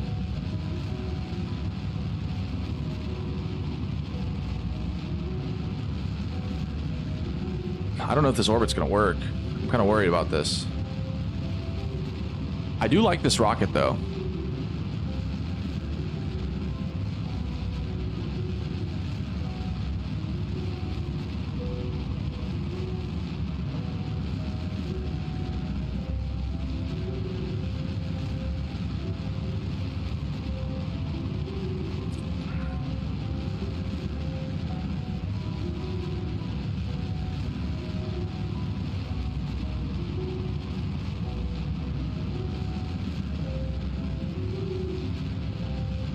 Check map.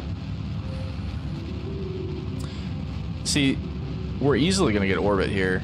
It's just a matter of how much fuel we're going to be having by the time that we want to go to the moon, you know? Onion stages are layered in wraps. A layer peels off per decouple stage. Asparagus is named that way because instead of a whole layer, twin stalks of asparagus peel off at a time. Not sure I'm 100% following, but it makes sense. Okay, we've got a really whack orbit, guys. I'm going to be honest with you. This is an interesting one. But the good part is that that doesn't really matter, I don't think. I think really all we need to do... Ooh, I just pressed warp. Wait. Oh my gosh, I accidentally warped. I shouldn't have done that. Add maneuver.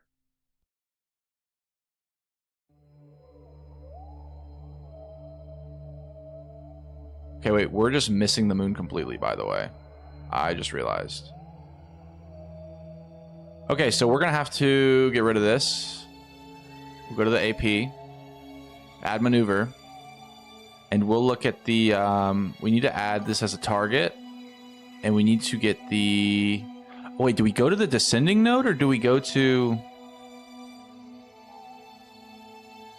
I'm trying to remember how we do this, but either way, let me just check this. Oh, that's the wrong way. Okay, I think we go to the descending node now.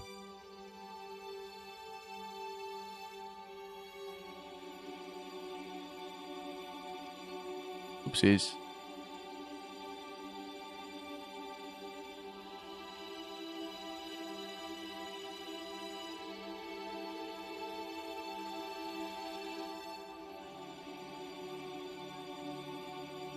Okay.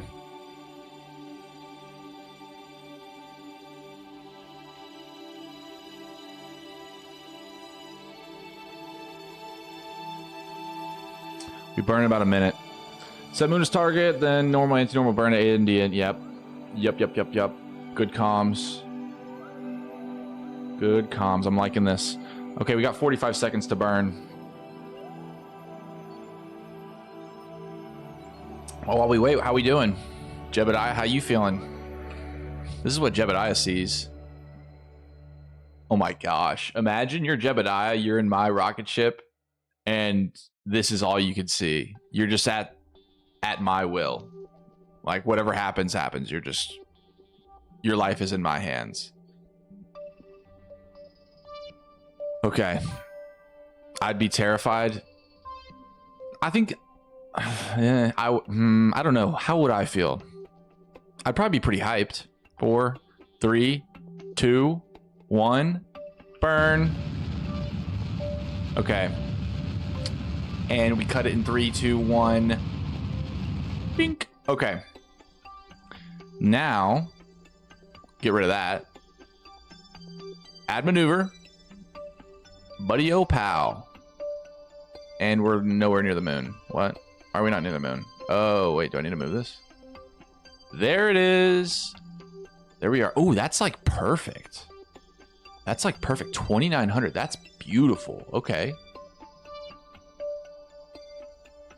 You can always time warp until you see the moon over the horizon, then just burn prograde. For me, this tech always worked. I don't know. That view is kind of gas. This view is nice, bro. Like, look at this. You just see the beautiful space. Like, everything's laid out in front of you. It's gorgeous. Okay. Maneuver mode. 2,900 periapsis is probably fine, right? Dude, I almost pressed space. Ooh, that would have been bad. Wait, do we think we have enough Delta V? We have enough Delta V for this. No, we don't. We don't have enough Delta V in this thing.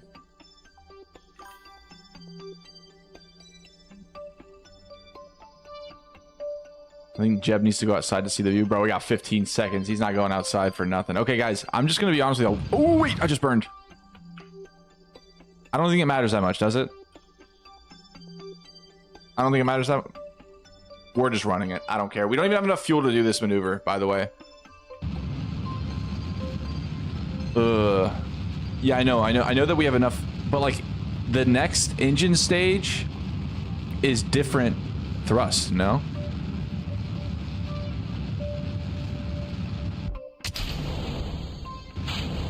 Like, would that not change how it's fine? Okay.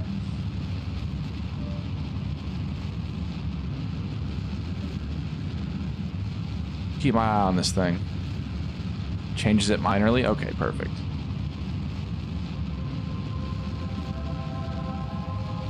Overthinking it?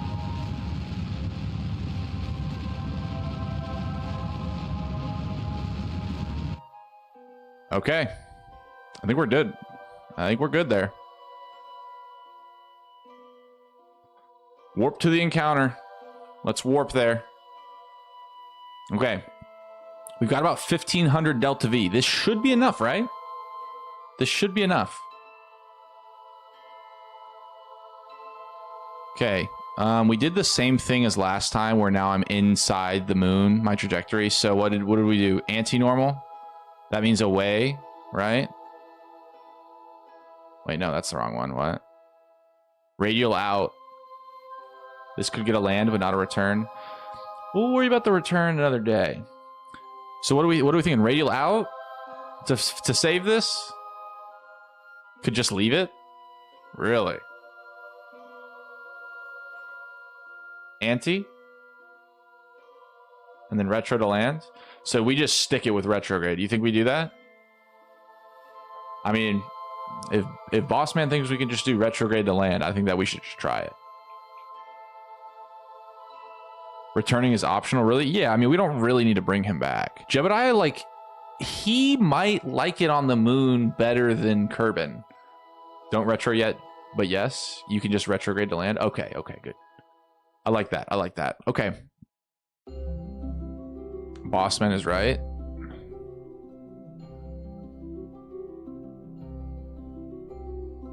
All right.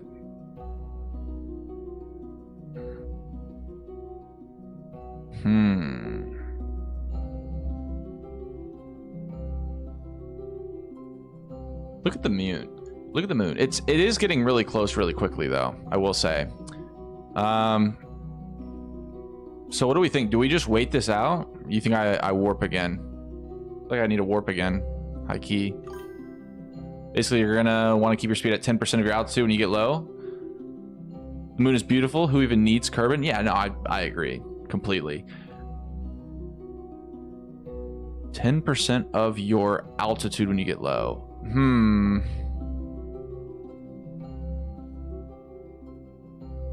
Warp, yeah. At or lower than 10% of altitude. Okay. So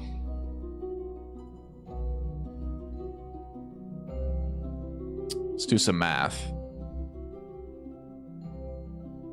So we want the speed. Say we're at 9,000. We want it at 900. Right?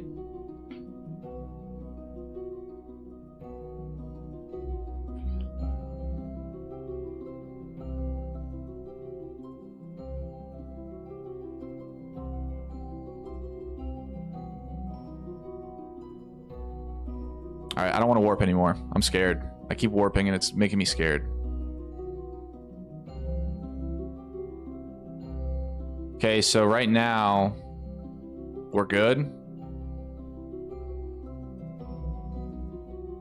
So I don't need to worry about this until I get to like 9K. Burn? Bro, what?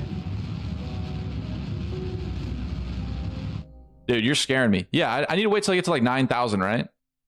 Ish, like 10K, and then I can burn. I misread it. Yeah, no worries.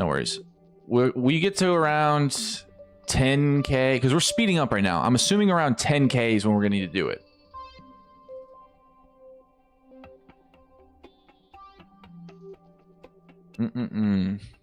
Nothing like a little bit of water while we wait for the ship to get closer to the moon.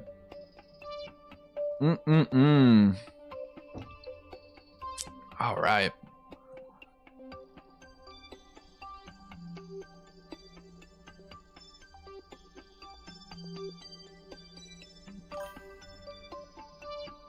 Burn a bit at like 20K.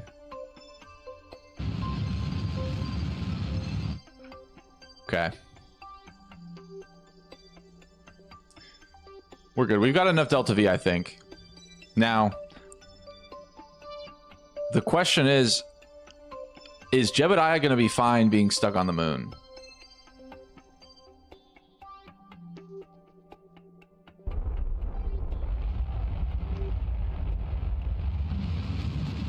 Oh my gosh. I'm scared. I think I messed this up. Oh my gosh. Jebediah's gonna die. He's gonna die. No.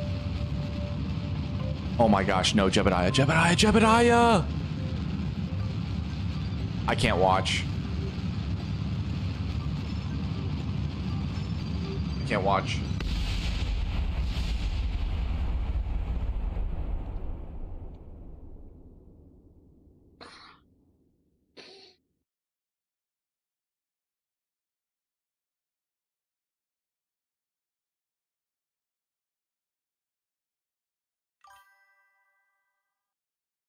Jebediah Kerman was killed. Needed to burn earlier, I think. Yeah, I think I should have burned earlier as well. I think for whatever reason, I think I probably should have done that. I don't know why I'm thinking that, but for whatever reason, I think I should have burned earlier.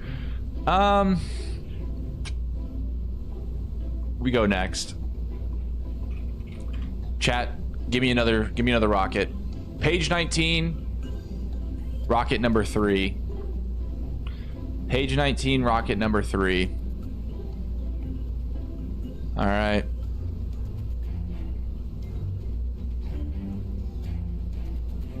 Page 19, rocket 3. Whoa, whoa, whoa, whoa, whoa. This one's called stage 1. This looks fire. Oh my gosh, I'm excited for this one. This one looks good. Open stage 1. Oh my gosh, this thing's beautiful. What are we thinking about this one? Okay, everybody lock in. Who are we putting on this one? We've got Jeb, Bill, Bob. Dude, we could just throw a bunch of people in here. Who do we want? Valentina? Graffred? That's a monster. It is. This thing is crazy. And then Fraul? Who else do we want on here? We'll throw Dawnfree in there too. I don't even know what we're all doing, but we're filling this thing up. High risk, high reward. We're getting to the moon on this puppy too. I can tell. I have a great feeling about this.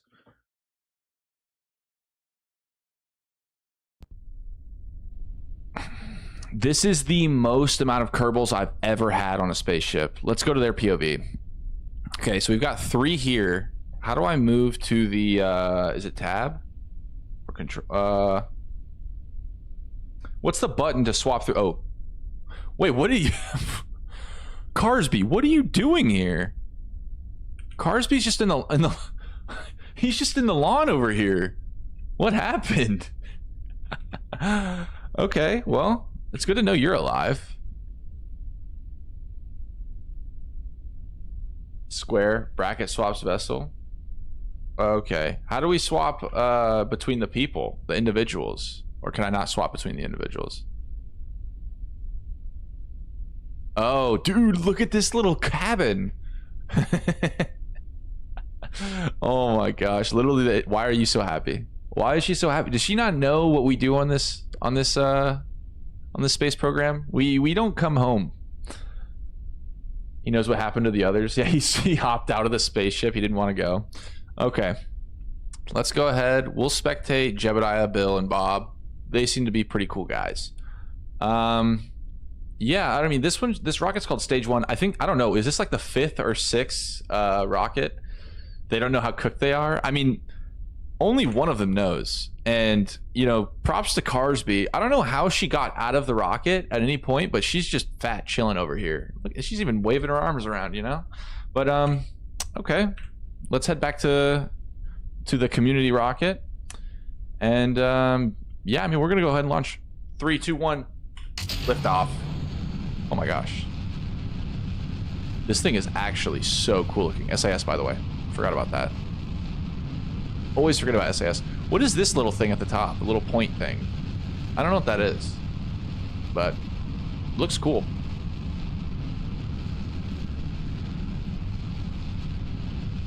Okay, and then this thing comes apart. What's inside of it?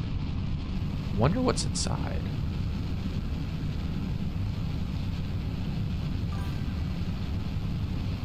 Launch escape tower. Don't know what that means, but maybe it's for re-entry. Probably won't need that,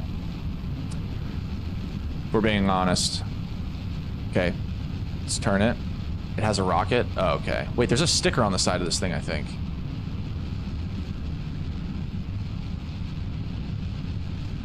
Yo, Luke Perugini stream, massive W. Yo, what's up, Goaty Can? Welcome in, bro. You can definitely land with the Ralph Cramden, by the way. Just needs some kickback boosters below the main engines. Yeah, no, definitely. It was also a bit of a user error, you know. Click it and you can see the staging. I think right click. Yeah, I can see it over here. Okay, we're gonna turn down the rocket a bit just so we don't burn up.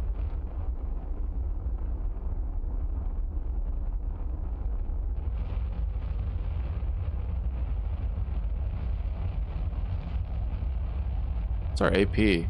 Oh wait, our AP's already out there. Okay, we're chilling. We've already got a good AP at 100K. Let's take a look at our view. Wait, we can't see anything. They can't see a thing. Dude, imagine getting sent on a space mission. You can't see outside. They're just stuck in here. Oh my, I'd be devastated. But anyways, okay, we'll go ahead and warp to the AP. This rocket is goated. This rocket is goated. Whoever made this, awesome work. Okay. They're all celebrating too. Look at them all. They're all so happy. You can stage the fairing in the launch escape tower now. Elaborate. 70 to 75 is my go-to AP because that's just on the edge of atmosphere, so it makes it a bit more efficient. Okay, gotcha.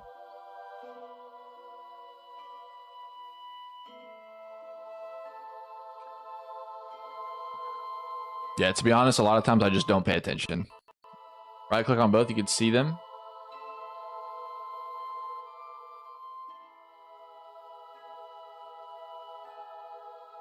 Oh wait, I need to burn. I needed to burn a minute ago.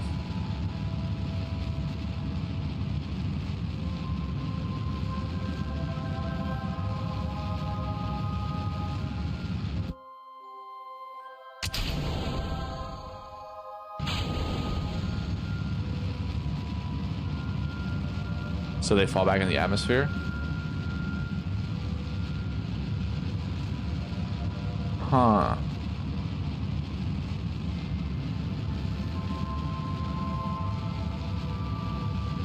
No need to carry it anymore.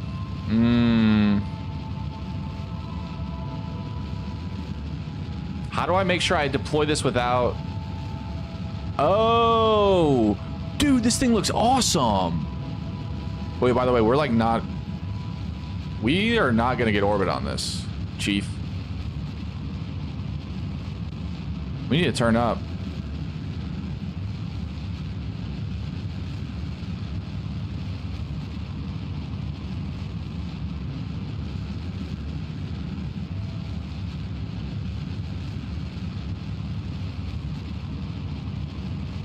Dude, this is bad. This is bad.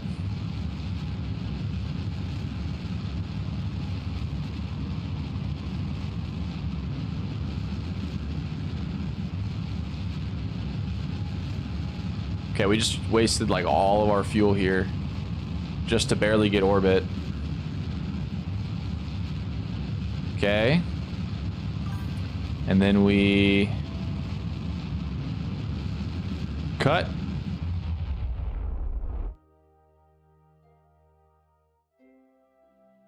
What did it have inside? This is what was inside of it, dude. This is what's on the inside. Okay. Now, where's the moon? Set as target.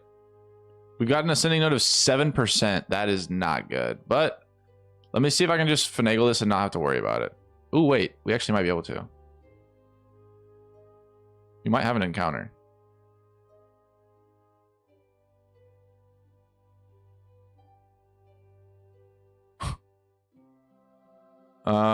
Guys, I don't think this is gonna work. Okay.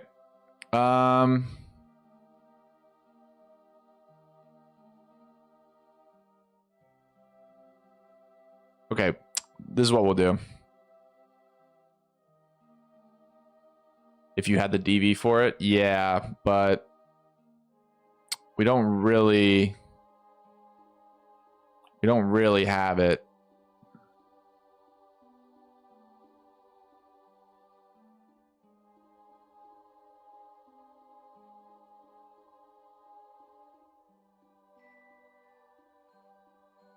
Yeah, because, like, dude, we've got, what, 800 DV? Sacrifice them all for science? Okay, I've got an idea. How about we just leave them up here? How about we just leave them in orbit? Any objections? Hey, crew. Jeb, Bill, Bob. Who else is in here? Valentina, Graffred, Fraul, Donfrey. I think we're just going to leave you here. I mean, it is a station probably. Yeah, I think it is. I mean, it looks like it's got some things here. I don't know. I think that we're just going to leave them here. Let's go back to the Space Center. You could dock another rocket to it in orbit. I object. I want to go to the moon for cheese. Jeb. Wait, what if you make them get into the thing at the top? I don't... What, like the launcher? Okay, I'm going to spectate Crasby or whatever his name is. I'm going to go to the bathroom real quick.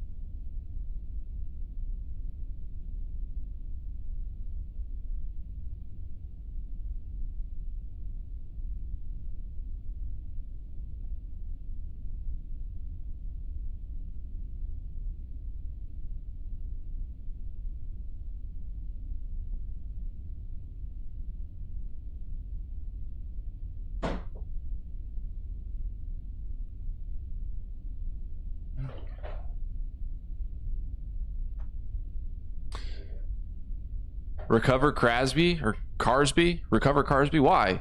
They seem like they're having a good time. It had a rocket on it, didn't it? And also recover all the space junk around the station. I don't know anything about this game. I mean, the main thing you got to know is that Carsby is just aura farming out on the field over here. I also kind of like the debris, because if we get rid of the debris that's on the landing stages or the landing pad, we forget those who made the debris. And to be honest, there's a lot of them. We might as well have an entire cemetery out here, a graveyard. And if we're being real, I already did remove like 95% of it. This is just like a handful of the parts. I mean, if I can actually show y'all. I'll show y'all the last rocket that I used. And I'm not going to put any Kerbals in it. Not putting Kerbals in it. Carsby is farther enough away, I think, that we don't have to worry about it. One crew member safely on Earth equals mission successful. Yeah, no, for sure. For sure. But this was the last... Oh, I don't know if I have it saved. Monkey Maniac. Oh,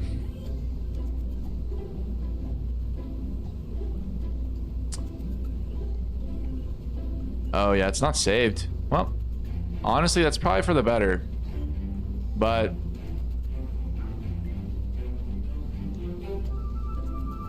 dude, we got a lot of missiles in here.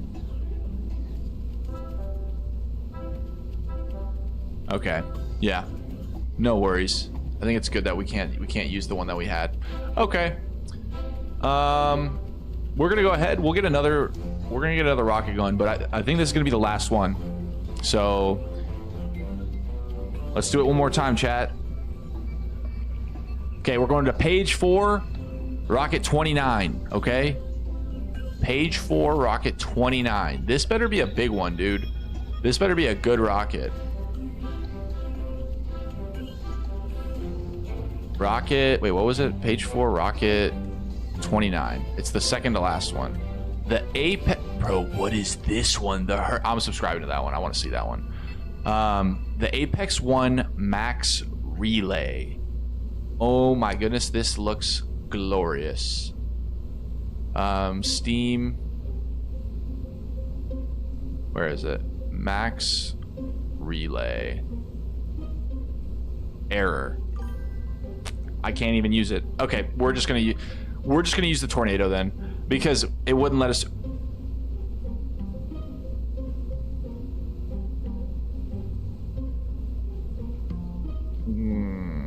you think it's wise to put Kerbins on this thing?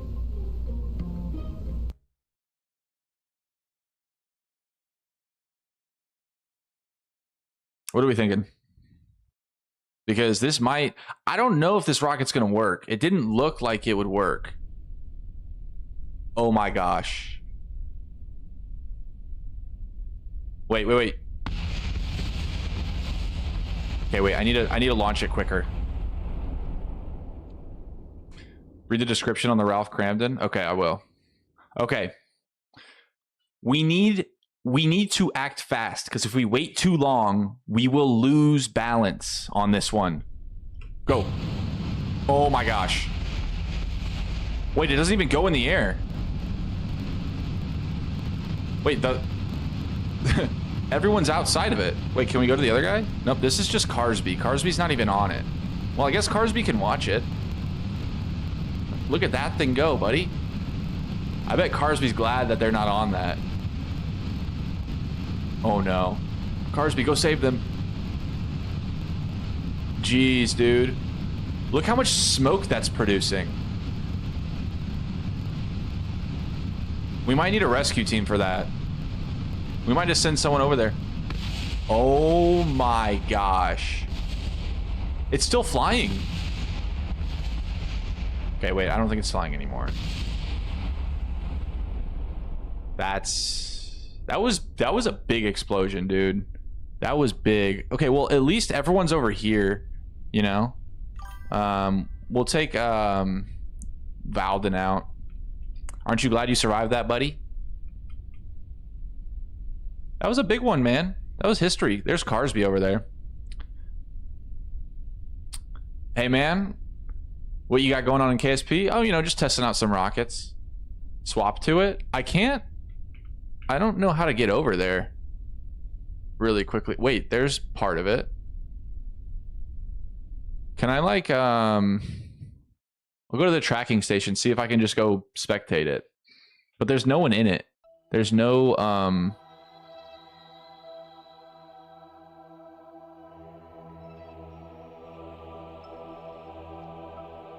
yeah, I don't know how to go to it. Oh, here it is, the hurricane. Okay, we can go find it now.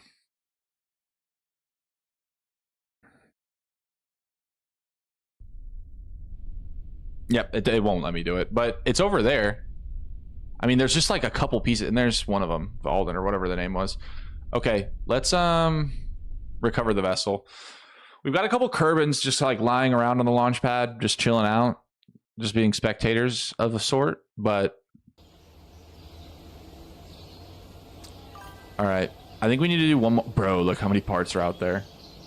Bits of it are over there? Yeah, bits and pieces. Random rocket 8 debris. The hurricane debris, that's where it is. Oh, wait. I might be able to spectate this.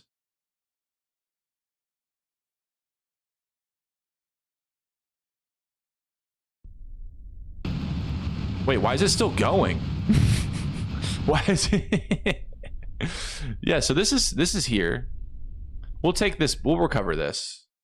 We don't really want that to be remembered, you know?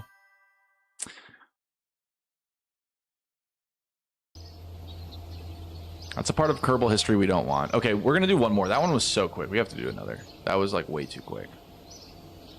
One more. Make it good. All right, chat, what are we doing? Page 17, rocket 22.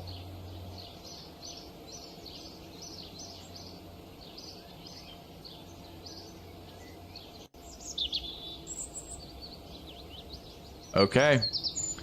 5, 10, 15, 22. Oh no, dude. What language is this? What is this? Oh, dude, I'm worried. Yo, what's up, Lincoln? Welcome to the stream, bro. Oh my gosh, bro. What even is this?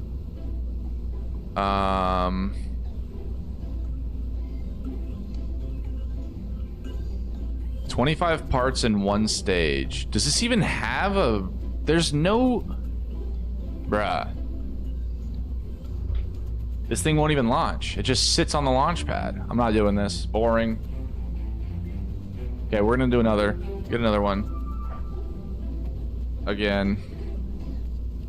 Page 12, Rocket 8. Page 12, Rocket 8.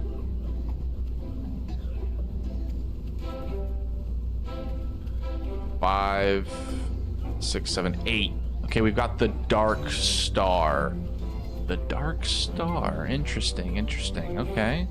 We'll go ahead, we'll swap editors, and we'll open up the Dark Star.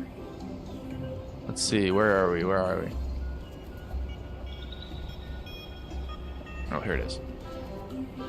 Okay, this thing doesn't look too bad. And the unfortunate reality... Wait, I think those are actually... I don't think this thing can go to space. Oops. Oopsies.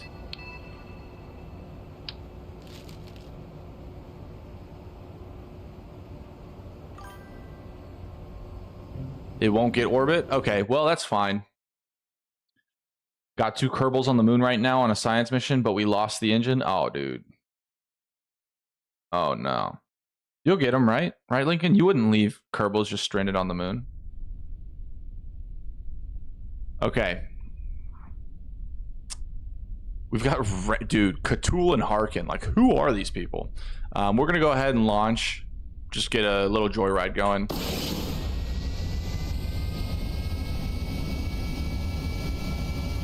Dude, this thing turns so fast. What? I have $864, bro. Oh, rip. Oh my gosh. Pull up. We need to pull up quick. Oh my gosh. SAS. This thing is not easy to control, I'll tell you that much. And for whatever reason, we are just going over here. So let's try to go land on the runway over here. I know there's a runway. I think that this is like a good test of like pilot skills. Cthulhu and Harkin hate me, by the way. Like, look at their reactions. They hate this. Holy, don't worry, Fat Grandpa, we got this. Gorilla Glider 1000. This could be part of the Gorilla Glider line. I wouldn't be surprised, honestly, if down the line we made something similar to this. But yeah, we'll go ahead and we'll try to make our way over to this runway. Do you think we can land without a parachute?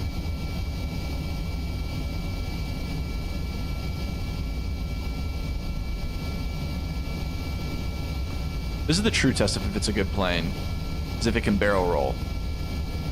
And it seems like it is. Cthulhu and Harkin are having fun.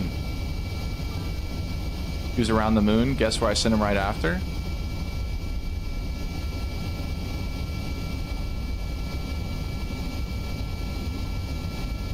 Oh, wait. In career mode, I rescued a guy called Moonbro. Guess where I found him? He was around the moon. Guess where I sent him right after? Where'd you send him?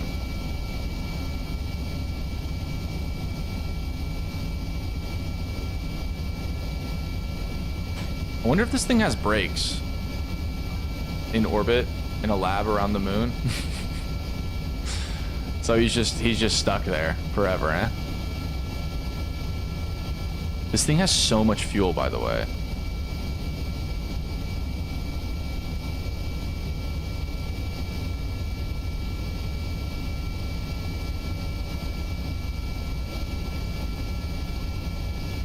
You saved me from the moon. Guess where you're going?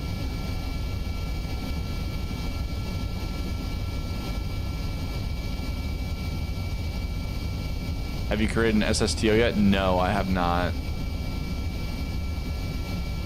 Okay, I'm gonna slow this thing down.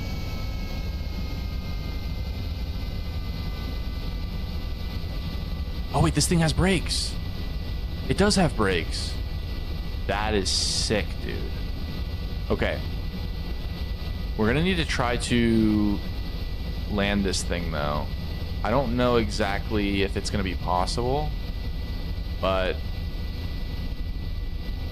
Oh wait, this thing's still like highly controllable at like super low speeds. Okay.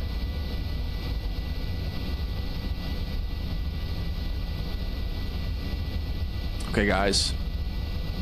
We really don't want to lose Cthulhu and Harkin. I actually value these Kerbals a lot. Despite what we do to most of them, I do like them. So I want to save them. G to deploy the landing gear. Good comms. Definitely need to do that. Okay. Go this way. Go this way.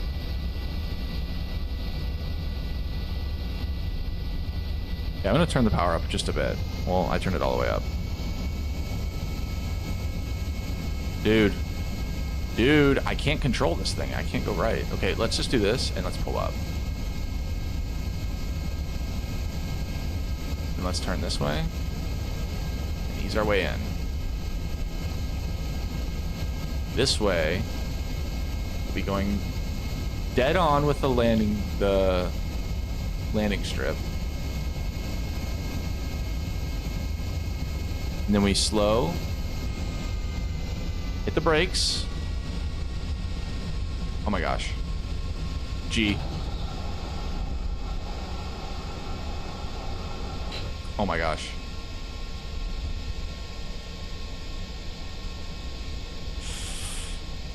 Kiss the ground. Kiss the ground. Oh my gosh, no, we're back in the air. We're back in the air. Ooh! Ooh! Oh my gosh. Oh my gosh. Can we stop? Why are we not stopping? Okay.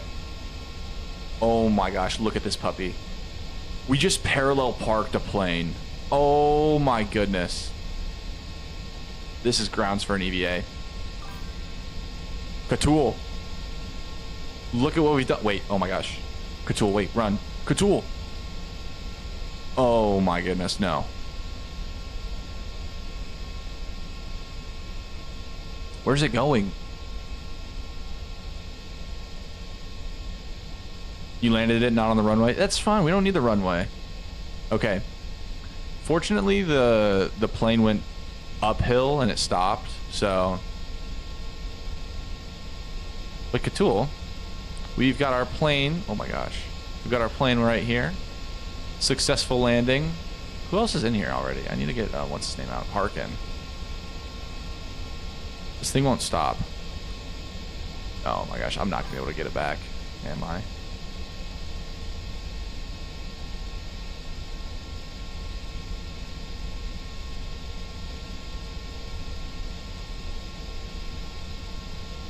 Press the explanation point icon. Yo, wait, watch out, Catul. Catul!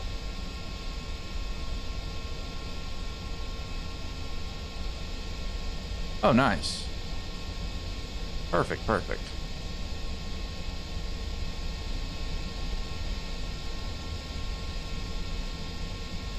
How do I get Catul back up here so I can take her home? By the way. I don't know if I can get back in.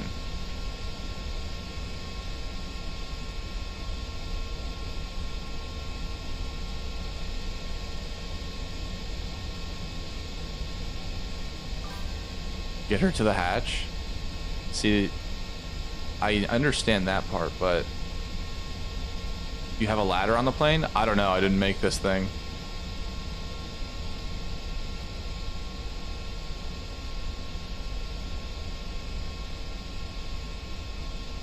May need to retract the front wheel for that. Oh no, dude.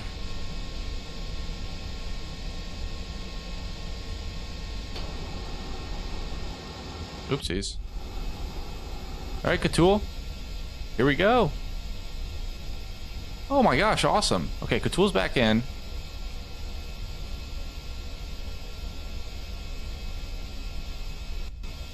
Perfect.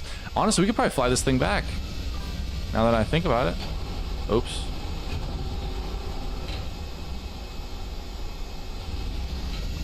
Let's fly this thing back, okay? We'll take her back to the original landing site. Beautiful work. Toss on the afterburners. I don't know what that is.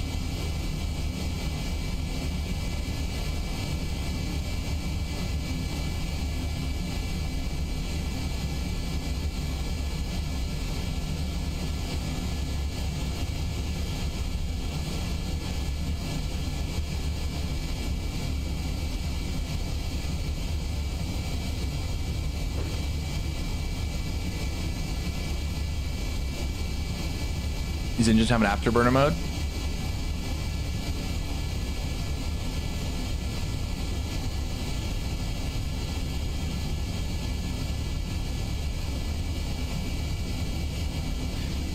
Right click the engine for it, toggle mode. Oh my gosh. Is this what you're talking about?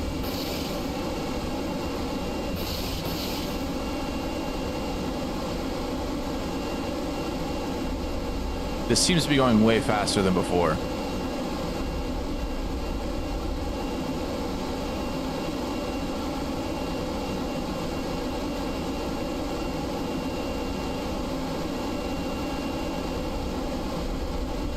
at the air resistance on this thing.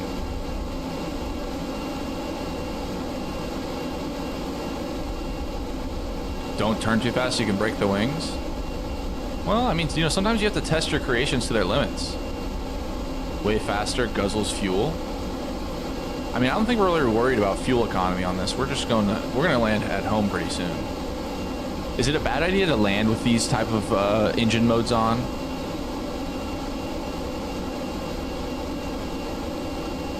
Because I feel like this runway is really long. Like, we should be able to handle it.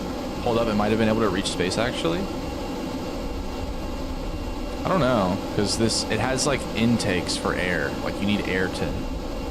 Don't land with afterburners.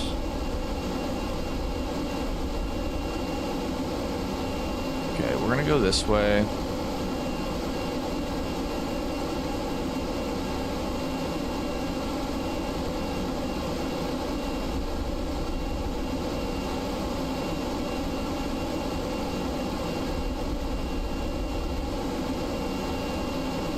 Okay.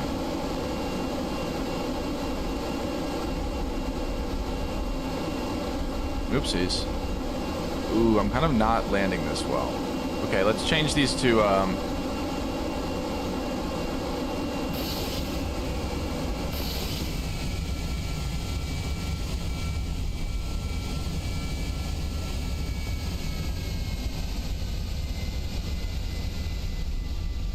okay. Let's get the landing gear out.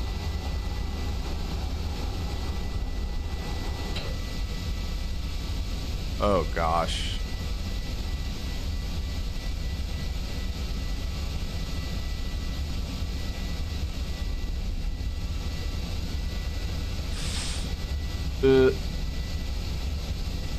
Okay, we're like nowhere near the runway, by the way.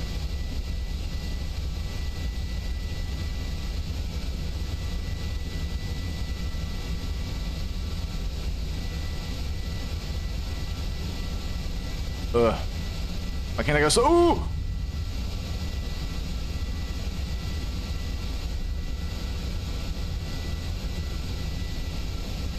Okay. And we turn quick to break the momentum. Boom. Wait, I still had the jets on. No wonder I was moving so fast. This is honestly just like having a really fast car. Like, look at this thing. Maybe we should try the other engines on this thing. Look at it. It's like having a really fast car. What happens if you turn it really fast? We're kind of like drifting. Oh my gosh. They look so scared, the Kerbals. We're in an open field, so it's not like we can crash against anything now. You know what I mean? Touchdown on the runway, then let out the parachutes. I think we're good.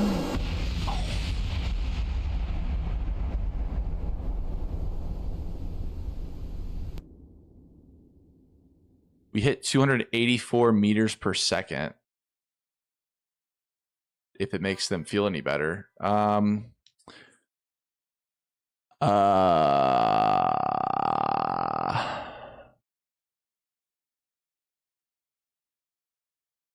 Katul, Kerman, and Harkin Kerman were killed.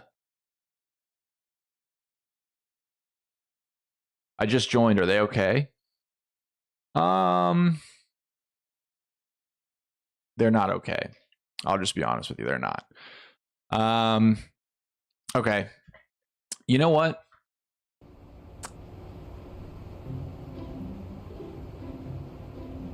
I'm going to do my my due diligence with this one. Okay. So guys, by the way, quick question. How far in the Kerbal system do you wish to go? Honestly, bro, I don't know. I don't really have any specific goals with this game. I just try to have fun whenever I get on it. You know what I mean? But yeah, in the future, I'd like to land on some other planets because I've landed on the moon. But the thing is, I have yet to land on the moon and get back. I know I can. I have the potential to do it. I know I can do it. It's just unfortunate that I've always messed it up. Read the description of the... Here, wait. What is that one? What is it called? The Ralph Cramden. One of these days, Alice, one of these days, bang, zoom straight to the moon. See, this thing's actually good. Whoa. Wait a minute. What is this? Does this thing actually walk? You need DLC. Oh my gosh, bro. Okay. Well, everybody, if you're still on the stream, really appreciate you being here.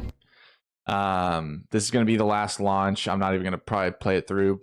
But if you guys want to be in the next stream, go ahead, drop a follow, turn on notifications, and I'll catch you guys in the next one.